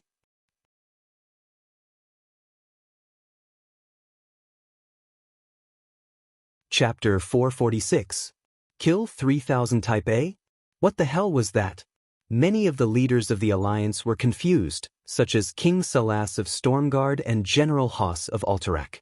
Only those who had worked with Dooku before had a strange look on their faces. Apart from Dooku's human-like appearance, anyone would think that Dooku was a dwarf in human skin just by looking at his so-called inventions. Yes, it was those guys in the furnace fort who had wild ideas. No, they had wild ideas. Goblins loved explosions. Explosions were the art of the goblins. When they blew up their enemies, they would also send themselves to hell. Dwarves loved to court death. Unreliable inventions were the hallmark of the dwarves. Before the fall of Nomarigan, seeing the dwarves spend a lot of money on all kinds of unreliable inventions was enough to give the kings of the Alliance a heart attack. But Dooku was definitely an exception. He did not have many inventions, but each one could completely change the situation on the battlefield. From the FFF flamethrower, which was famous for roasting orcs in the western battlefield, to the demon spirit, which forced the trolls to jump into the river in the eastern forest. Although there were only 2 inventions, Dooku had the confidence to use them for military purposes, mass production. And it was a huge success. Now, at the most critical moment, there was a new invention? The leaders of the Alliance were stunned. Dooku snapped his fingers. "Please come to the Imperial Garden. Your Majesty Menethil, please inform the guards in the palace not to panic when they hear the explosion." Tyreenas nodded. The show began. After a loud explosion, the leaders of the Alliance were shocked. "How much of this do you have?" 5,000. "Not enough." Anduin and Tyreenas said in unison. Dooku shrugged. "I'm out of money. I don't have enough gunpowder. You know how greedy the goblins are." Tyreenas panicked. "If I give you the money immediately, how much can you make in the shortest time possible?" 50,000 in 24 hours. This battle concerned the safety of Lordaeron City. If they failed, or if Lordaeron City fell before the Western Legion was destroyed, Tyreenas would not even have a place to cry. Knowing that Dooku should have some cash on hand, Tyreenas had no choice but to give Dooku 2 million gold coins. Just like that, as the Alliance prepared to encircle and annihilate him, Orgrim was forced into a corner. First, the troops that he fell behind were ambushed by the Alliance. The Silver Hand Knights, who were supposed to help the main force of the Rotterdam retreat, actually used griffins to carry them to the Alterac mountain after getting rid of the tribe's pursuit. These were the most capable elites of the Alliance. They directly attacked the rear of the tribe on the mountain path.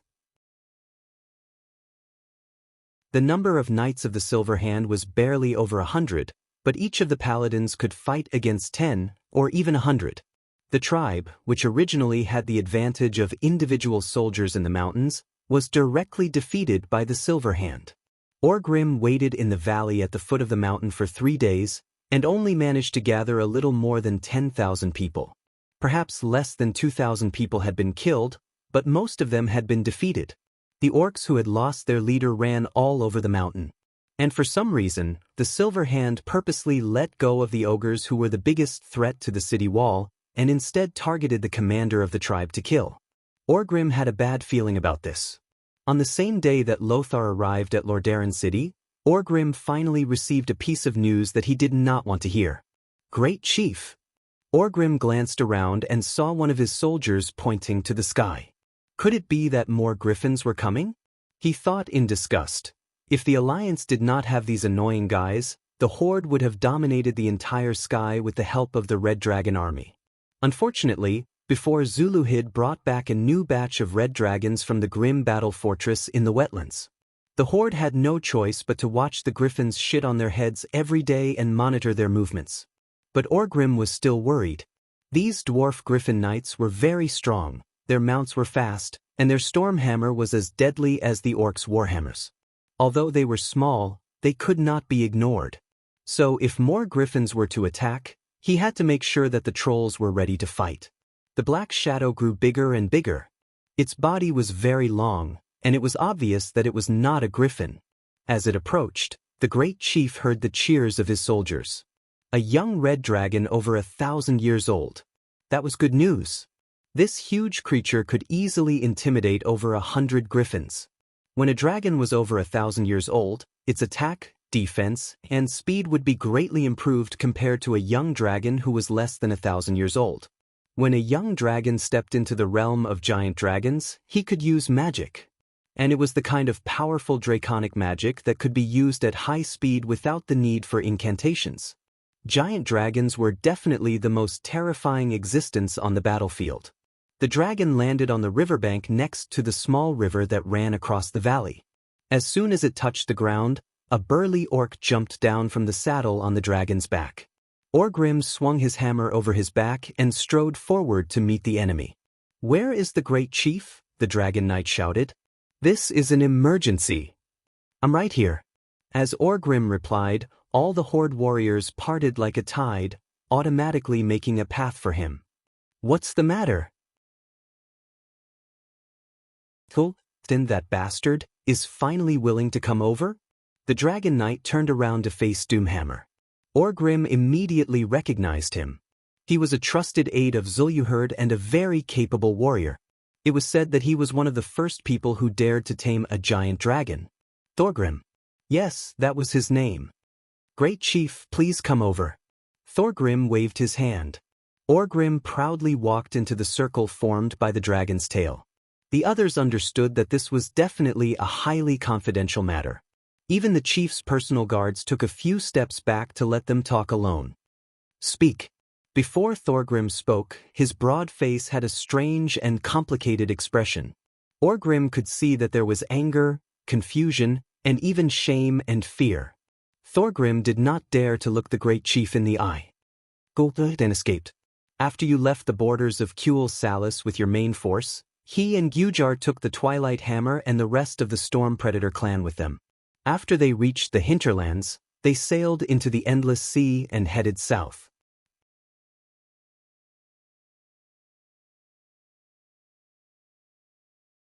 Chapter 447. What? Impossible. Only then did Orgrim understand why Torghese had such a complicated expression of fear on his face. In his rage, he felt the blood in his body boil. His hand gripped the handle of his hammer so tightly that the wood of the handle made a cracking sound. Orgrim couldn't control his emotions at all. He pulled out his warhammer and swung it in the air, drawing a dark arc in the air. Asterisk bang. Asterisk the hammer smashed into the ground, and it sank deep into the ground. The violent bombardment caused a large amount of rubble to fly out. The momentum was quite terrifying. Not only were the guards on guard nearby startled, but even the young red dragon Torghese was startled. The dragon stared at Orgrim with its eyes that were filled with caution and shock. "I knew it. I knew that the altars he made would have a huge problem. I was stupid enough to let him transform those ogres to fill the gaps in his army." The chief's eyes were bloodshot, and he even let his fangs sink deep into his lips. The sharp fangs were stuck in his lips, and blood immediately seeped out. Why was I so stupid? He had warned himself countless times that this warlock was selfish, but at that time, the pressure from the magic of humans and elves was too great. In order to get a weapon that could fight against magic, he was too excited and neglected this point. I shouldn't have treated this guy who sold souls to demons as a beastman. The thousands of years of beastman rules made Orgrim ignore Ghoul-Den.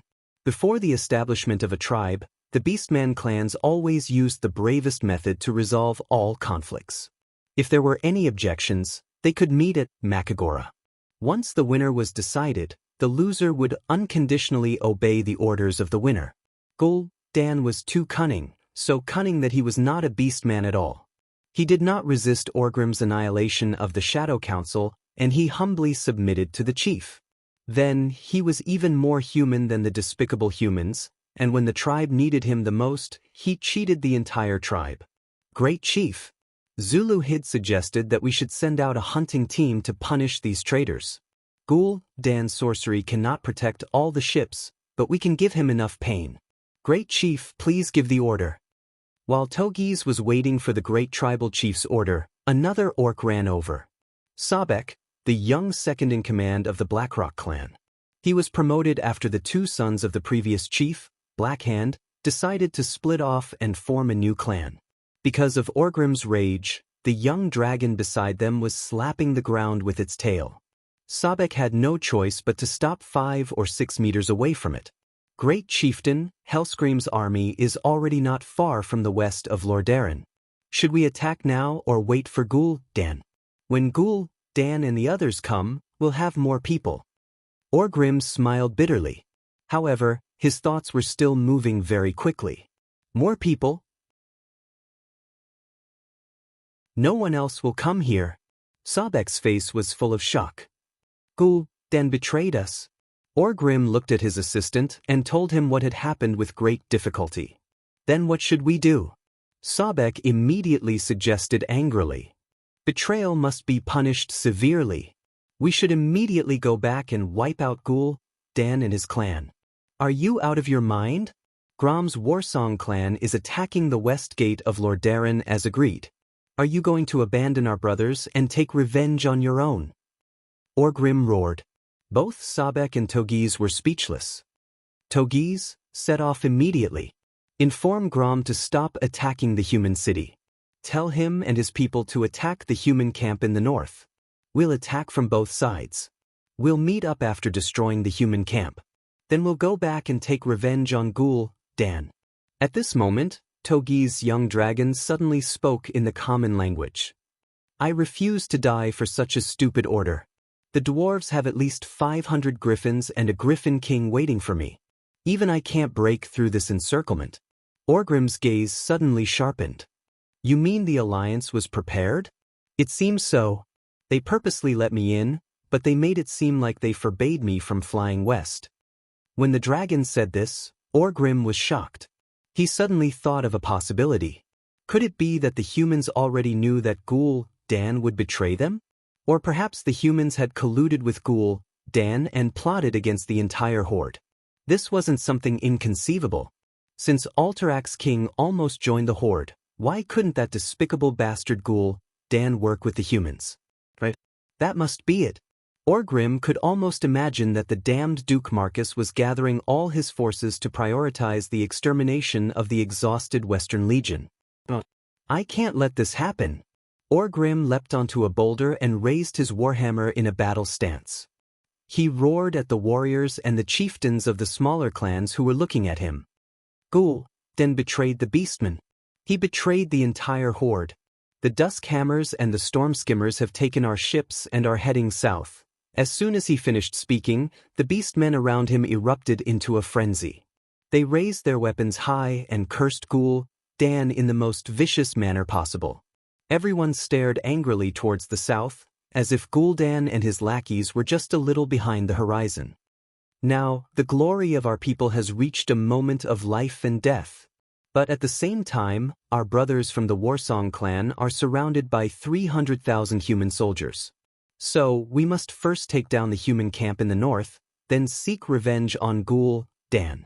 Orgrim's strategy was completely correct. He had always been a qualified leader, looking at every problem from the perspective of the entire horde. However, he neglected one thing. The horde was still made up of many clans. This time, his words didn't receive a warm response. Most of the beastmen looked at him silently, no one responding to his call. Orgrim was shocked. He understood what the beastmen were thinking. Since the glory of the horde was the most important, since the glory of the horde is the most important, then we should first deal with that traitor Gul'dan. The Warsong clan? Weren't Grom Hellscream's Warsong clan very good at fighting? Let them deal with it themselves and the humans catch up.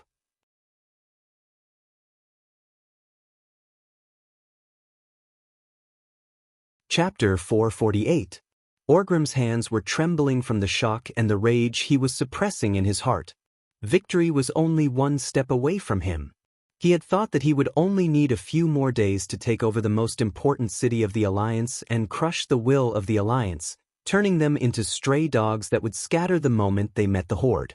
Now, he no longer had that chance, and the chances of victory were slim. But in his heart, glory was always the most important thing. Orcs who lost their glory were worthless. Killing the enemy was glory.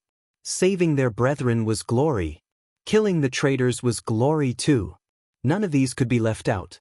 But why was everyone so eager to kill the traitors first? Orgrim saw the fear and hesitation in the eyes of the lesser chiefs. Fear? Hesitation? Were they still orcs?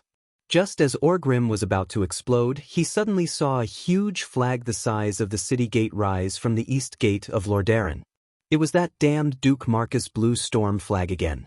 The chief's body trembled involuntarily. He understood now. This was the consequence of his failure to win against Duque. It was a huge explosion after accumulating so many times. Most orcs were innocent. Without so many twists and turns, they didn't know what a strategic retreat was. They only knew that their chief had never won against the owner of the Blue Storm flag even once. Or rather, winning was still considered a loss. When he refused to attack Cuel Salis, he was once again thought that he was afraid of Duque. Or rather, these lesser chiefs who had suffered under Duque no longer had any hope of winning against Duque. They would rather deal with Dan, who also seemed quite strange. Orgrim felt aggrieved. Tomorrow, the entire army will advance and attack the camp in the north of the human city. If anyone disagrees with my orders, then Makra will take care of them. If not, then go and prepare. Orgrim forcefully used his authority as the chief to approve this attack plan. After giving orders to the chiefs and their deputies, Orgrim was the only one left.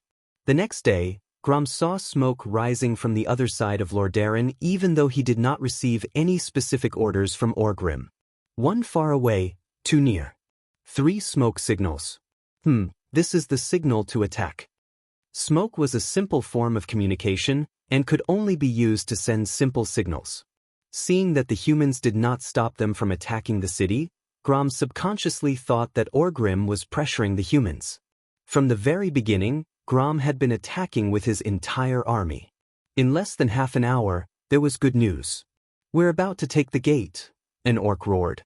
Grom Hellscream's rugged face broke into a smile. Victory was right in front of them. Before this, no matter how many warriors he sent, they would not be able to take down the thick defensive line between the Silverpine Forest and the Tirisful Woodlands, but the situation had changed. While passing through the line of defense abandoned by the humans, Grom saw with his own eyes a large number of fire-breathing iron lumps abandoned by the side of the road. To the orcs, moving those heavy things was not a problem, but it would be difficult for the humans to use carriages to move those things on the narrow forest muddy roads. Obviously, Orgrim's attack on the main city of the Alliance from the east had caused a lot of panic among the humans. In the many days of marching, Grom saw many abandoned supplies, and even wounded soldiers who committed suicide in despair. The humans were panicking. That was what Grom was sure of. Actually, his judgment was not wrong. Before returning to Lordaeron, if not for Duque's plan, the entire Lordaeron army would have been defeated by the Horde's western army. Even if they did not, other than Mograine's Scarlet Cross, the rest of the Lordaeron army would not have much combat power. Now, the city gate had been severely deformed by the relentless attacks of the orcs. Once the gate was breached, his warriors would be able to rush into the city, kill the remaining guards, and raze the city to the ground. With this as a stronghold, they could quickly occupy other parts of the continent, drive the humans to the coast, and push them into the sea. In the end, the continent would belong to the Horde, and they would end this war and start a new life. After holding back for so long, Grom finally saw hope. He carried his famous huge axe, Bloodhowl, in the Alliance and the Horde and watched his soldiers attack the city gate once again. If only the 2-headed ogres were here, Grom could not help but think. Those big guys would be able to climb up the city wall and use their weapons to carve a few holes in the thick stones. However, he was curious. Why did the battle cries sound like they were coming from the north of the city? Shouldn't it be better to attack the east gate if they wanted the humans to be distracted? But at this moment, there was a roaring sound from behind the city wall in the distance. Wind? Where did the wind come from? Looking from afar, a large golden cloud was gathering above the city gate at a speed visible to the naked eye. Then, accompanied by a golden bolt of lightning, it struck the orcs who were attacking the city gate. Suddenly, the black oil that had floated on the moat was ignited. Flames shot into the sky, and almost instantly, the orcs who were crossing the moat and climbing the city wall were burned into human-shaped torches. Fire? It's fire again? The golden thundercloud continued to gather in the orcs' direction. A few bolts of lightning fell on the orcs' huge siege weapons, exploding in the midst of the orc infantry who were hiding behind the siege weapons and dodging arrows and javelins. With a few loud booms, flesh and blood flew everywhere. Grom's heart was bleeding. Those were the elites of the Warsong tribe. They had been through hundreds of battles and the baptism of fire in Silverpine Forest. They were wearing the thickest armor of the Horde, and yet they were electrocuted just like that? The golden thunderballs created a few large holes in the ground that could bury dozens of people. The rocks that were blasted into the air, the broken limbs of the orcs, and the pieces of armor that flew out caused secondary damage to the surroundings. For a moment, screams of agony could be heard. At this moment, huge red fireworks rose from the north, west, and south of the orc army. Suddenly, a loud horn sounded from the three directions at the same time. 3 to 4 kilometers away, what looked like a forest suddenly became a blur. Then, rows of humanoid figures wearing silver armor appeared in front of the orcs. The silver wave surrounded the orc army in the shape of a crescent. It felt like there were countless human soldiers.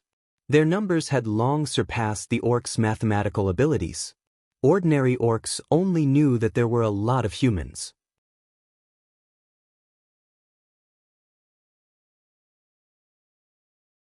Chapter 449. This number could not be described in any beastman language. On such a vast piece of land that was measured in kilometers, the line of soldiers could actually form a row. Under the guidance of the drums, the human army marched in an orderly manner, covering each other and sealing off any possible escape route for the beastmen. On the southern lake, many warships sailed towards the lakeside at high speed.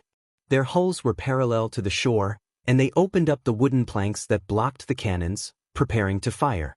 Where did the humans find so many elites? Grom cried out. After fighting with the humans for so long, he could tell which were the elites and which were the farmers. It had nothing to do with equipment.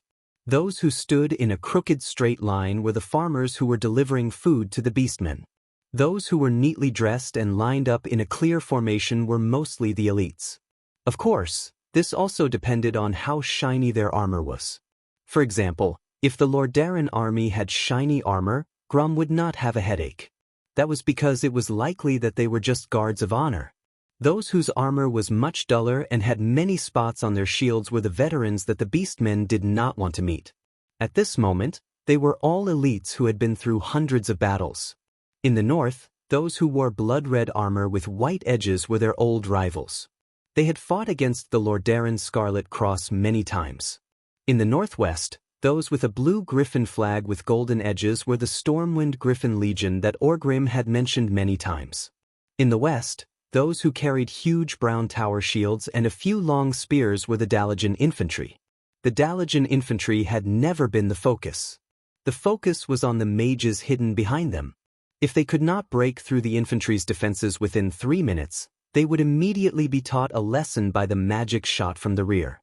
Grom suddenly understood why Orgrim wanted to attack the human camp in the north. He wanted to open up a path of blood and rescue the Western Legion. Grom made the correct decision almost immediately. Everyone listen up. Abandon all the siege weapons and turn to attack the Red Legion in the north. Being correct did not equal to being effective. When Mograine, who was leading the army, saw that the orcs were attacking them as Anduin had predicted, the future legendary High Lord sneered. You shall pay for the sin of destroying the Silverpine Forest with your lives. The neatly advancing army stopped the moment Alexandros Mograine raised his fist. The warriors at the very front used the spikes at the bottom of their tower shields to fix their shields deeply into the thick grass. Every 5 meters or so on the battlefront, a path would be opened up, allowing a group of unarmored young farmers with only a basket to run out and pluck the grass on the grassland in front of the formation. In front of him, a veteran with burn scars on his face used his index finger to wipe his saliva. He raised his hand and felt the direction and speed of the wind. Very good. As expected, he has the upper hand. Just before the orc army arrived, the boys plucked all the grass and quickly retreated. Then, a large group of weird-looking fellows with huge metal cans on their backs and half a shield in front of their chests walked out from the formation. They also had a large metal pipe on their right waist. The appearance of these fellows gave the commanders of the tribe a bad feeling. When they rushed to the front and saw the 3 words, FFF, on the shields on their upper bodies, everyone knew that their bad premonition had come true. Fire. Monstrous fire. More convenient flamethrowers and even more flamethrowers. Hundreds of flamethrowers formed a belt of death that blocked the tribe's only escape route. The most disgusting thing was that the shields connected to the cans helped those fellows block most of the weapons thrown at them. Wanna leave? Sure. But please go to the fiery hell first. Grom had no choice but to let the few warriors of the Blackstone clan take the lead. On the other side, Orgrim's attack had also suffered a huge setback. Before the battle, for some reason, Gavinrad's brain spasmed. Last time, he saw Aurelia defeat an entire army with a single banner, and he wanted to do it again. Even though Duque said no, this guy still went crazy and wanted to die. In the end, tens of thousands of tribesmen chased after Gavinrad. Duque almost died laughing. If this guy wasn't a paladin with thick skin and temporary invincibility, Gavinrad would probably have died. Watching Gavinrad court death in front of the northern camp was quite amusing. Duke glanced at Illyria beside him and curled his lips. What's the matter? Are you confident that you can defeat 40,000 tribal elites with just a few people? Aurelia flicked her slender fingers, and her beautiful blonde hair flew in the wind. She gave Duque a provocative look. Who do you think I am? I'm Aurelia Windrun, a heroine destined to be remembered by the entire Alliance. Yes, yes, yes. Duque smiled and raised his hands in surrender. Walking down the simple wooden wall of the camp, Duque looked back at Aurelia and her 3 sisters who were standing on top of the gate. The 4 sisters each had their own strengths. It was already a blessing to have one of them as a subject. But now, he had taken the entire Windrunner family with him. Just thinking about it made him feel like he was exaggerating. Looking at Aurelia's sexy back, Duque suddenly remembered a saying. Gold will always shine. Orgrim's army began to charge. Then, they were attacked by the High Elven Rangers. Elven Rangers! The orc commander roared when he saw the archers' posture. The orcs immediately used all sorts of methods to protect their vitals. After experiencing the Battle of Quell, thus, even if they had never faced the Elven Rangers directly, these orcs still clearly knew that these Elven Rangers with unreasonably accurate archery were the nightmare of all orcs. Trolls and orcs were all races with strong vitality. If they did not hit their vitals, they would not die immediately. In the early days of the Elven Forest, there were many orcs who were like porcupines, with hundreds of arrows stuck in their bodies and continued to fight. It was indeed easy to scare the humans. But now, it was different. A green light that was almost the same color as the grass flashed past. The arrow actually hit the shoulder armor of a charging orc, and then refracted, piercing through the neck of the unlucky orc. Then, it hit the eye of the orc behind it with blood splattering everywhere. Another example was a powerful orc sword saint who deflected an arrow aimed at his face, only to find out that the arrow had killed an orc companion on his right.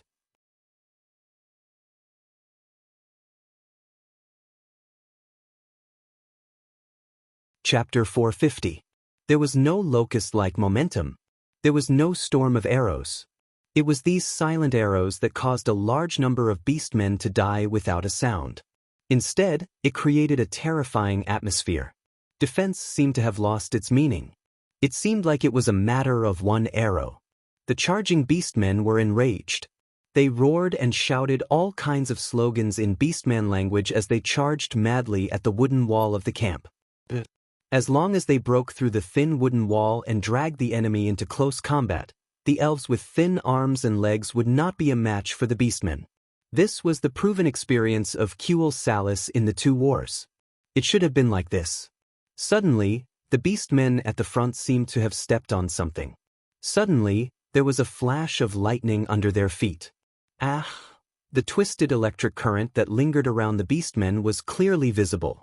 These beastmen turned into charcoal in a few breaths. Mages? Orgrim's face twitched as he saw this scene from afar.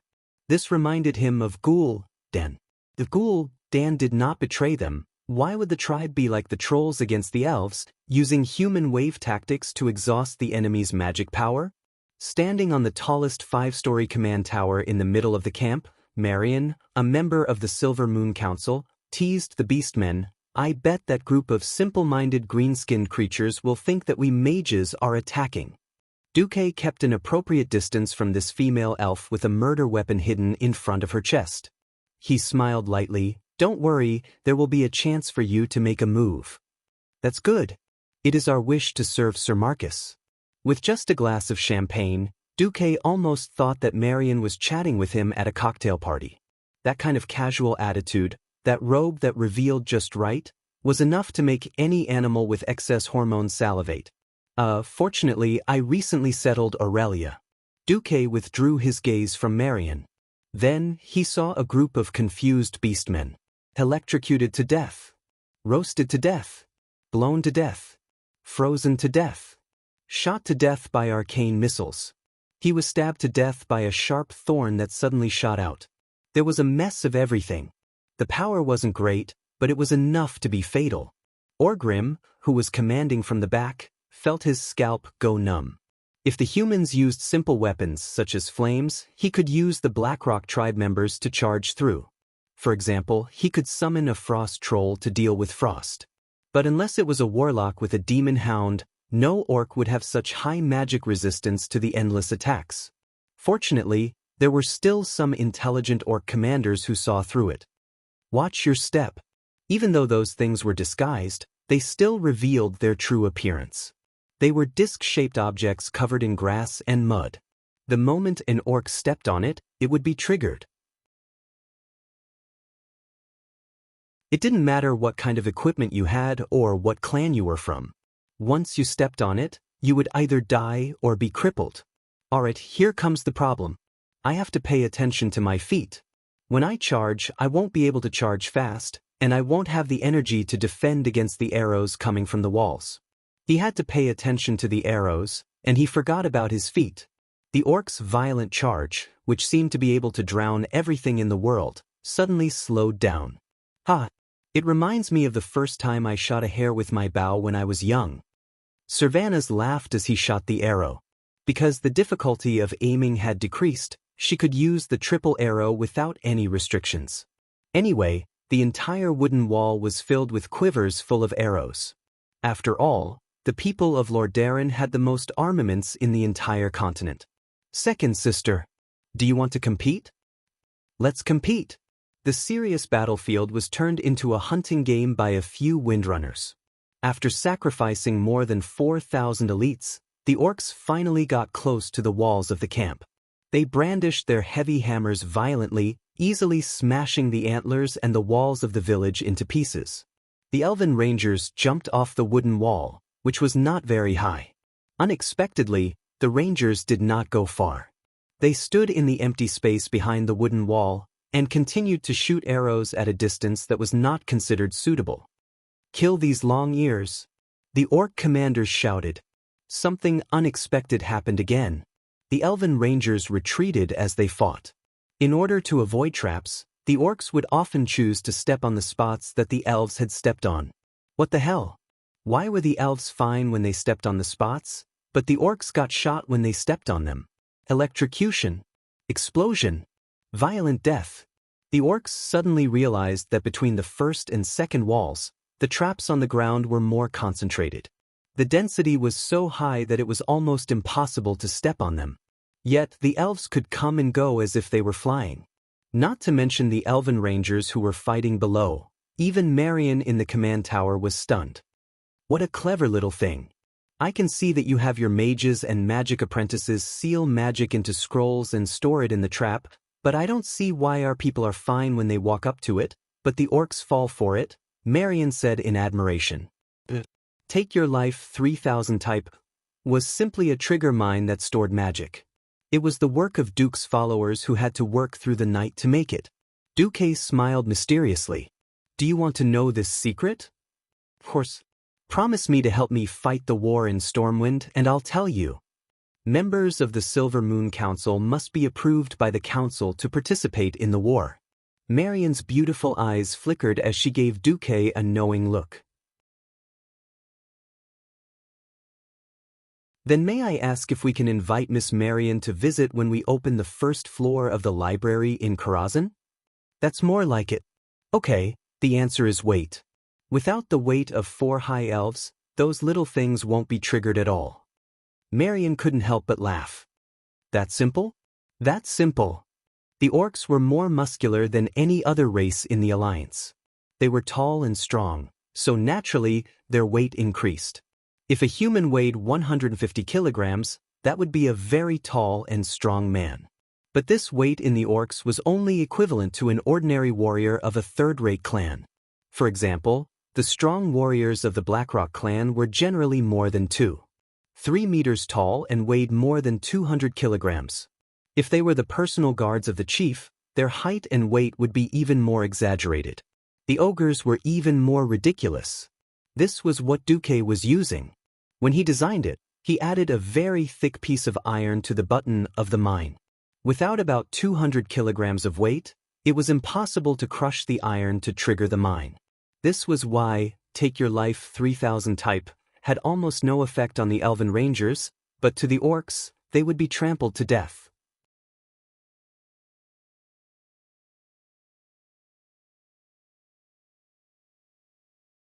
Chapter 451.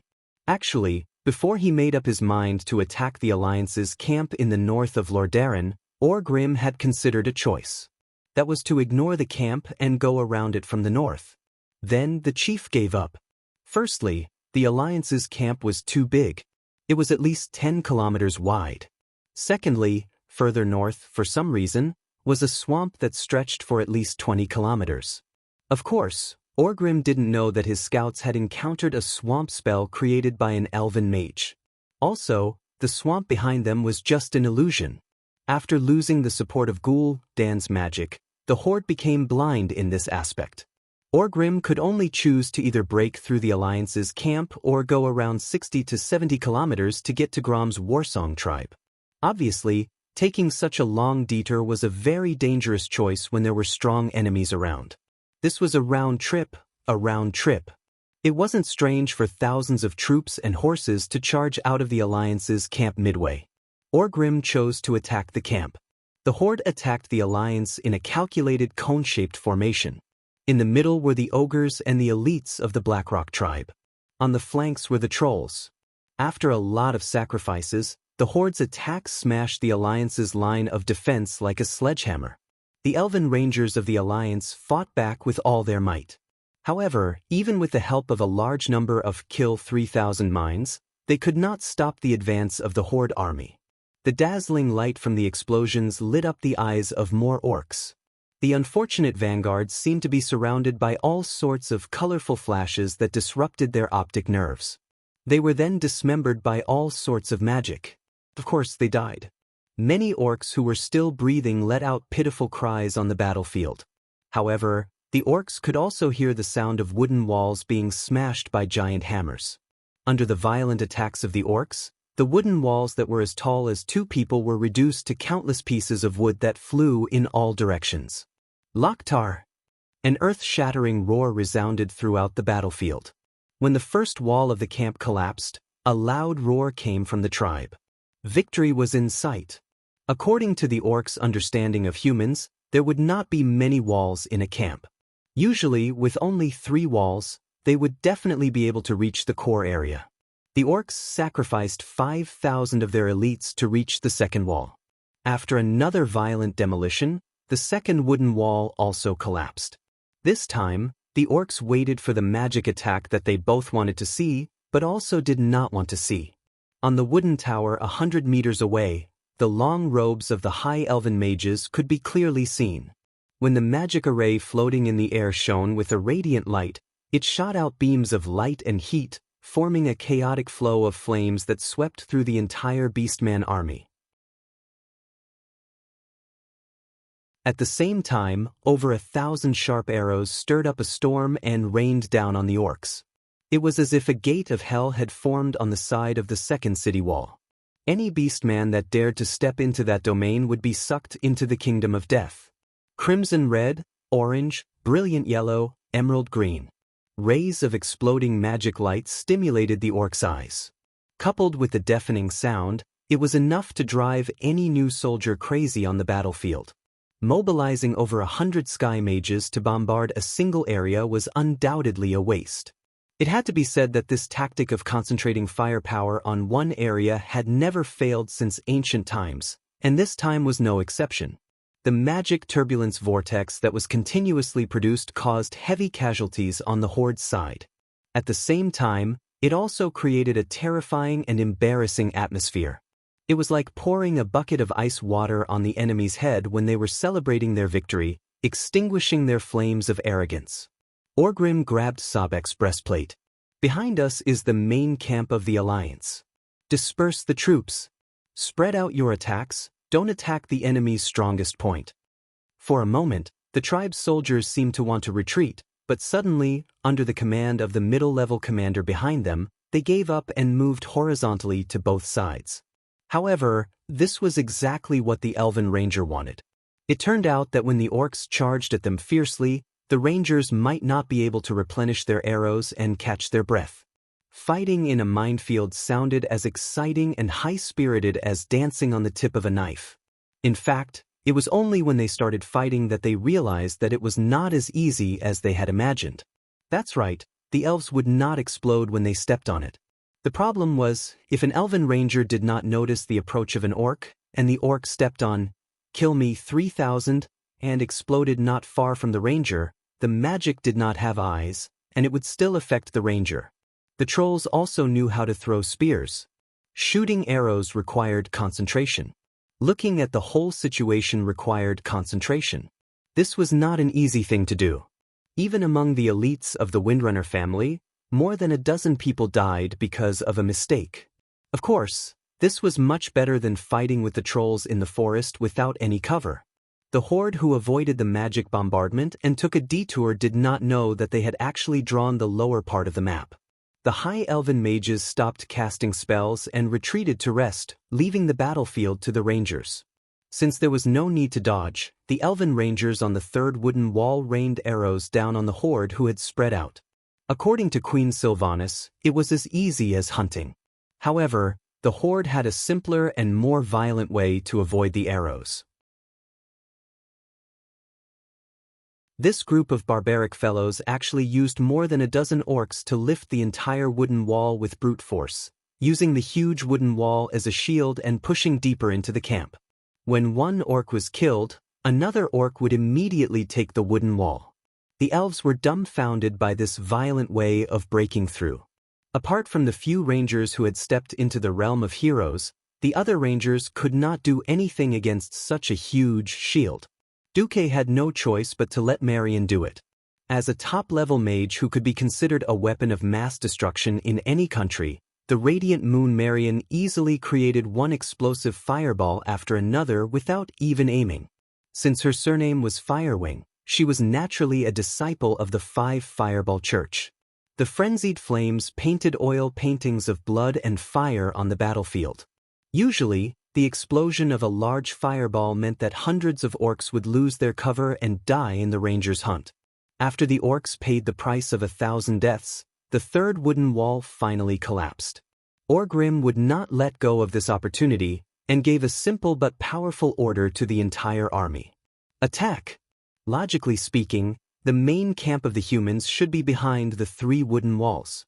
The horde's sacrifice of 7,000 was worth it. They charged forward with all their might, longing to do what they did in the elven forest. When the giant axe smashed through the weak door of the human house, what awaited them was the defenseless inner room.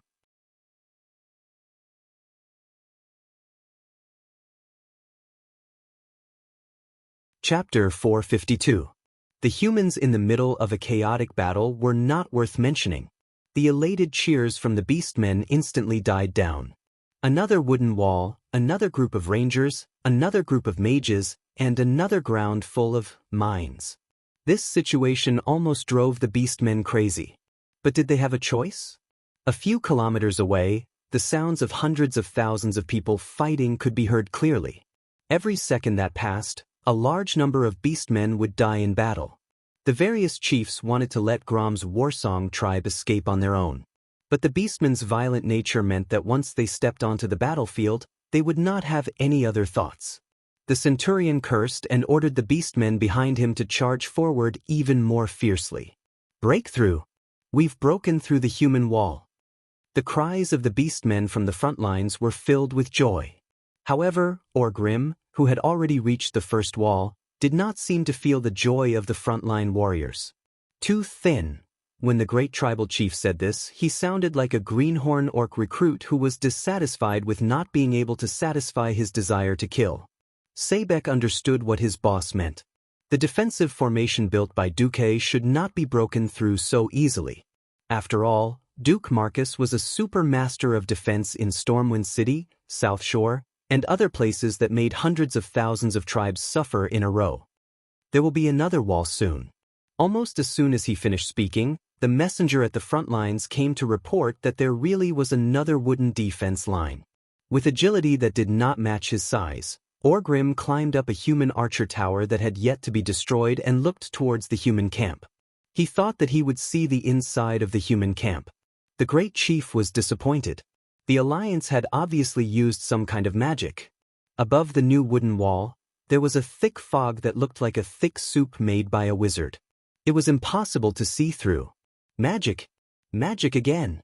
This kind of non-offensive spell would not consume too much of the opponent's mana, but it was effective in making Orgrim feel defeated. Just how many wooden walls did the humans have?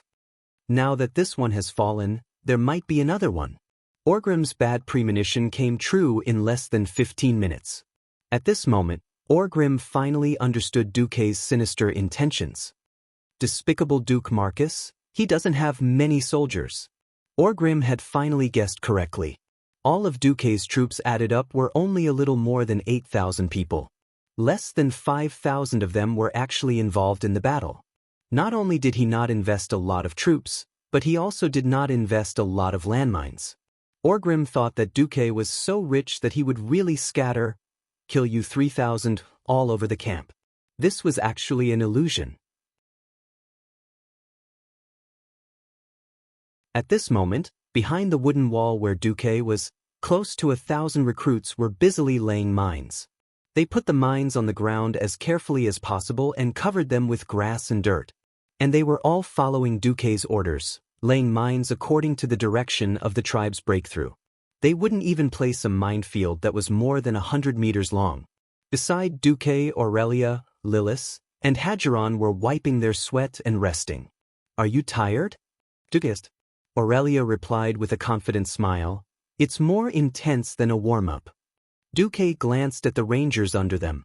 Although they had not reached the point of exhaustion, they had clearly exhausted a lot of their energy. Duque had set up so many lines of defense to deplete the energy of Orgrim's elites. If they did not rotate, what would it mean if they exhausted their energy first? At this moment, a magic message came. It was from Lothar. "Duque, how's the situation on your side?" Looking at the excited and nervous Lothar in the magic mirror, Duque answered Lothar with what everyone in the Alliance called a confident smile. "Hey, Andoin, I've prepared 18 levels of hell for Orgrim from the first day for today's battle. Oh, it's 18 lines of defense. Unfortunately, the tribe didn't work hard enough, and they've only reached the 6th line of defense after fighting for so long." Duque shrugged, looking like he was trying to say, "Don't blame me for not being serious, just blame the tribe for not putting in enough effort." Not only did Lothar laugh, but even Aurelia laughed out loud. Duque was mesmerized by Aurelia's beauty. Lothar face-bombed, thinking, it's so convenient to have a girlfriend who can fight. Even in the army, no one would dare to say anything bad about Duque. Ahem ahem. Lothar pretended to cough. But how long do you want me to hold on for? 3 days or a week? If Orgrim heard Duque's words, he would probably be infuriated to death. It was Lothar's turn to feel embarrassed. He had transferred so many of Duque's troops, and even made Duque do the hardest and dirty work. Lothar hurriedly said, No, no, no. It'll be good enough if you can stop the tribe for 2 more hours. Of course, if you can hold on until this evening, I can guarantee that not a single tribe will escape alive. Lothar's progress was indeed going well. With the army on 3 sides, the tribe seemed to Lothar to be in a desperate struggle. If they could let the Western Legion of the tribe escape, then the elite soldiers of the Alliance would be too stupid. The only variable was on Duque's side. If Duque couldn't hold on, then Lothar could only prepare early and kill as many as he could. Now that Duque's side was as relaxed as if he was on a field trip, Lothar was relieved. To reassure Lothar, Duque even showed Lothar the scene of the battle. Indeed, not many elves were injured or killed, and the dead side was all on the tribe's side. After turning off the magic transmission, Duque rubbed his eyebrows. Well, my Aurelia, you may soon have to test the endurance of you and your men. After all, our enemy is the most intelligent beast. It's not easy to be a good hunter. It's okay. I love this kind of challenging work. Aurelia was full of confidence. After all, Duque was trying to reassure Lothar. If the big boss of the tribe was really so brainless, the Alliance wouldn't have fought for so long and so badly. The enemy was Orgrim. After breaking through the 5th level, Orgrim touched his chin. Sebek, take 10,000 men and attack from the swamp. But, no buts. I suspect the swamp is fake. Sebek did as he was told. 20 minutes later, Sebek led 10,000 warriors to the north. But as soon as they approached the swamp, they ran into the impenetrable fog and the real swamp. Duque specially arranged for 2,000 city guards and 2 ranger squadrons to cover Marion's mages.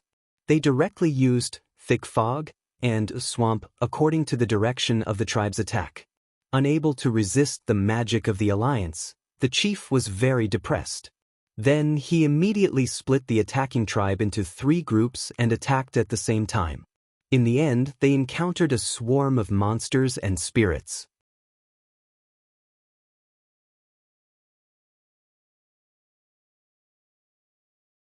Chapter 453. To be honest, this was not the first time Orgrim had seen these things. It was these mechanical creations that he could not understand that had ruined many of the ancestral Gold's men. It had also turned a long-distance raid that could have been written into a textbook into a laughable empty run. The red lights that covered the mountains were eye-catching and blinding.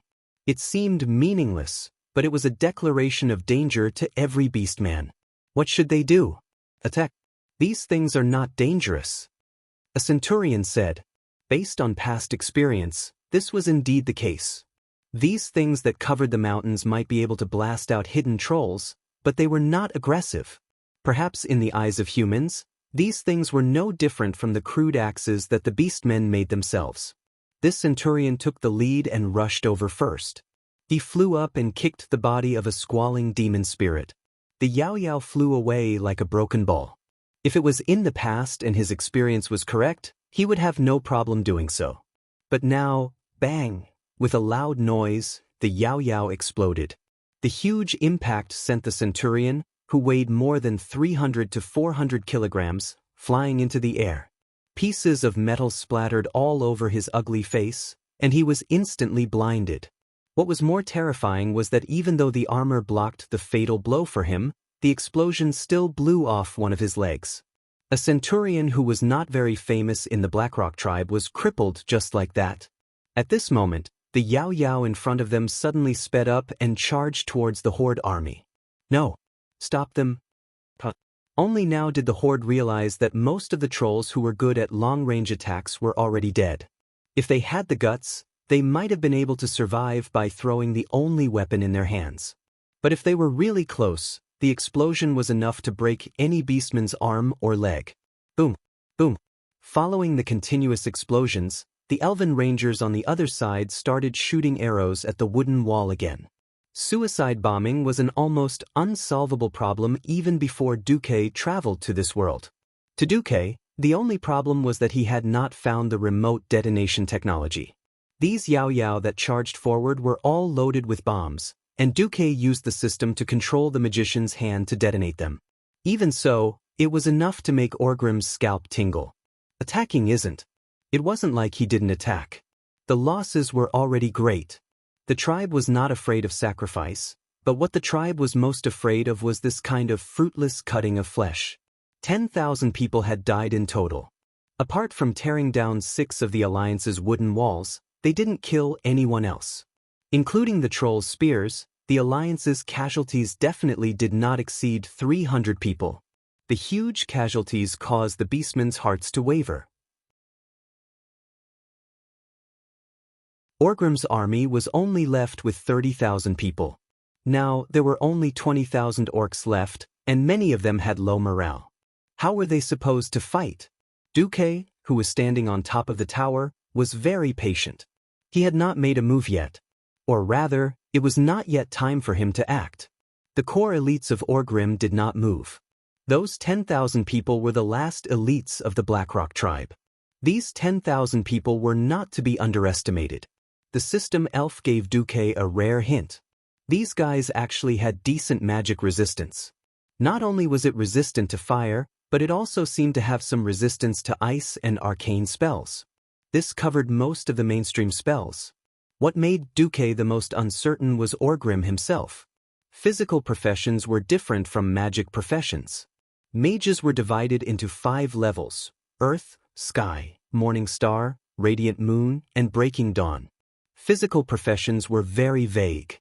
They were generally divided into the domain of experts, powerhouses, and heroes. According to Aurelia, it seemed that people like her who entered the domain of heroes would awaken a certain trait. For example, she specialized in speed and agility, and then awakened the additional wind attribute at the storm altar.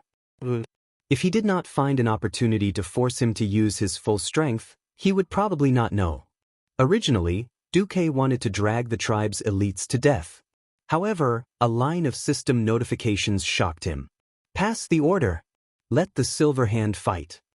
As the drawbridge was lowered, the huge east gate of Lordaeron that had been urgently repaired opened with a rumble. A cavalry of thousands rushed out of the gate and stopped less than a kilometer away from the rear of Orgrim's army.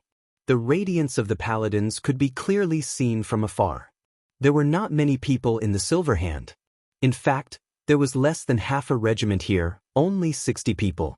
Moreover, the most capable fighter, Uther, was not here.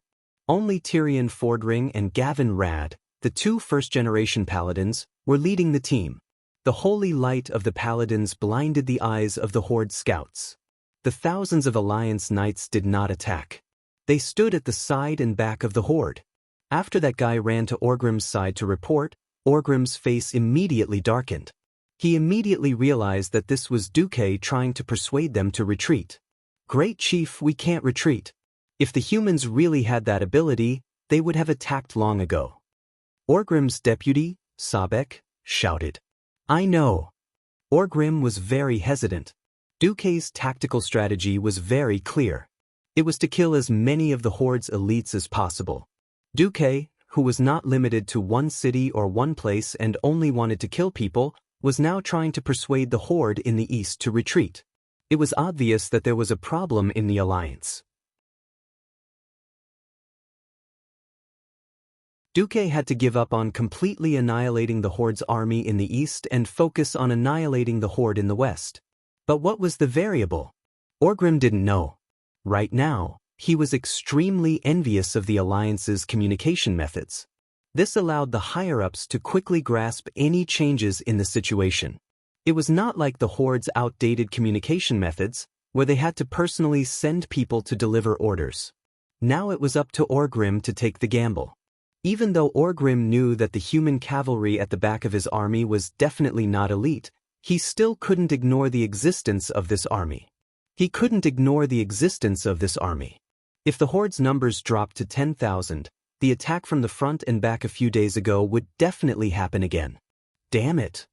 The giant hammer of destruction smashed into the ground, creating a huge pit. At this moment, the Alliance suddenly counterattacked. With hundreds and thousands of flashing red demons as the lead, nearly 3,000 elven rangers came down from the wooden wall. Amidst the explosions, they slowly advanced while shooting arrows. Orgrim also found out that not every demon spirit would explode. But every one of these flashing red demons looked exactly the same. Orgrim suddenly did something that surprised all his guards. He actually rushed to the front of the formation. His loud roar pierced through the chaotic battlefield and reached the Alliance's formation. Duke Marcus, answer me. Are you colluding with Ghoul Dan?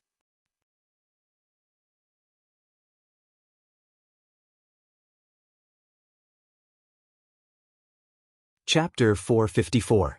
The tribe's chief actually came to ask if the Alliance's deputy commander was colluding with the strongest warlock of the tribe? What the hell? Most of the orcs did not understand the common language, but the elves did.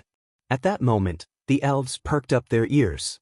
Both sides had stopped fighting and pulled apart to listen to the conversation between the two leaders.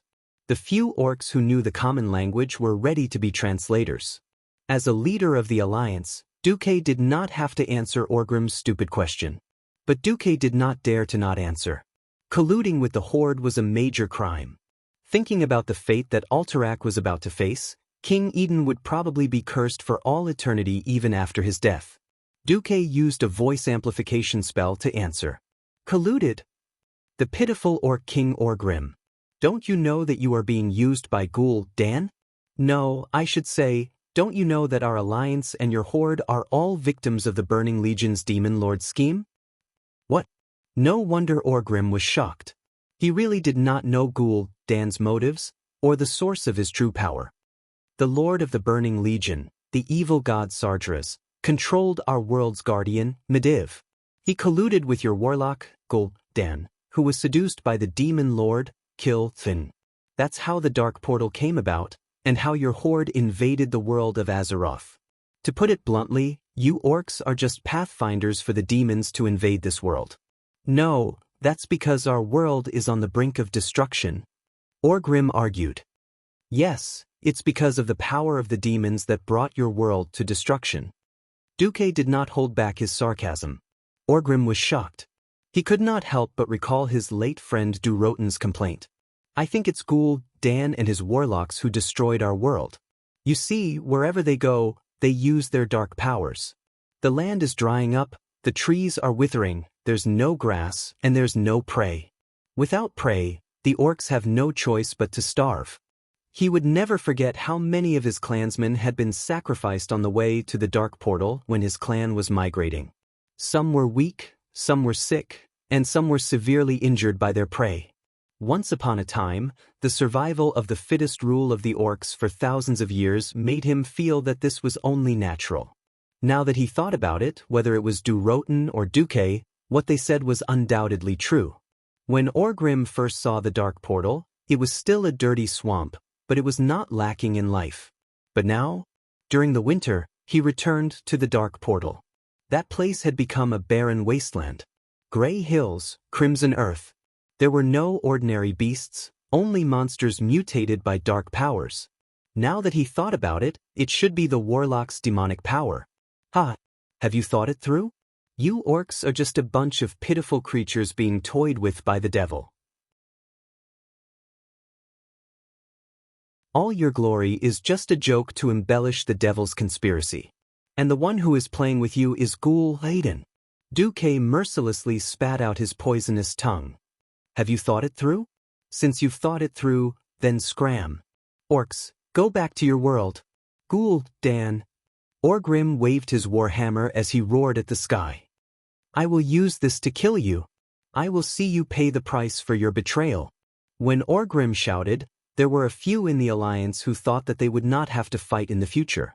They were too naive. However, the horde has no other choice. We will punish the traitors. But the orcs must continue to multiply. So, your world, we're definitely taking it. Duque's expression changed. Orgrim took a deep breath and tried to calm himself down. I will lead my clan south. We will clear out the obstacles along the way and make sure that the road is clear. Once we deal with Ghoul, Dan, we will return. When that time comes, it will be the end of the alliance. While he doubted if his words would come true, and they were lucky to catch Lord Darren off guard this time, it would not happen a second time. But Orgrim had to say it. Even if they lost, they could not lose. They could not lose in terms of momentum. Since their goal was to destroy the other side, there was no need for peace, and there was no need to show weakness. Duque narrowed his eyes and said coldly, there is no need to wait for the future. Today, I want all of you to die here. Duque waved his hand. With the self-destructing demon spirit as the vanguard, the Alliance's army attacked again. But at this moment, the horde had a clear goal, to break through. Even if Aurelia and the other rangers rained arrows on the horde, and Marion and the other mages kept releasing magic attacks, the effect was limited. Every time they almost caught up to the horde's formation, a small tribe would bring hundreds of people back and fight to the death. The Silver Hand led by Tyrion Fordring was, after all, only a group of city guards who could barely ride on horseback. They were trash in terms of combat power. After the horde paid the price of 5,000 lives, Orgrim led his army back into the Alterac Mountains. Orgrim retreated, but Duque was not happy at all. Because he knew what the horde had sent to save them. On the western battlefield, the battle was still fierce. At this moment, Cudrin Wildhammer suddenly felt something flying towards him from the sky. He glanced at it and saw a black shadow flying down from the clouds above his head. At first, he thought that it was a warrior who came to report to him about the battle, but he immediately felt that the way this guy flew was not like a griffin. There were even more black shadows coming from the southeast. It seemed like they came from Lake Lordamere, and they were probably flying at a higher altitude than them. But what were those things? But as the black shadows approached at high speed, they became bigger and bigger, to the point that they covered his vision. In the name of AI Ruefing, Cudrin muttered to himself. He was completely intimidated by the largest among them. It had a slender body, a long tail and neck, and huge wings that occasionally flapped and extended high into the sky. Only one flying creature could have such a huge body. As the last of the clouds dispersed, the sun shone on them. The creature's body shone with a red light and was covered with dark red scales. Cudrin knew that his judgment was correct. It was a dragon. Cudrin's kill count had already reached double digits, but this one was completely different. Because if his eyes weren't playing tricks on him, this was an ancient colossal dragon whose size was comparable to the 5 great dragon kings. It was definitely over 10,000 years old. You're tuning in to the Wang Lin's Journey YouTube channel. Don't forget to subscribe and join us on this journey to catch the most captivating stories.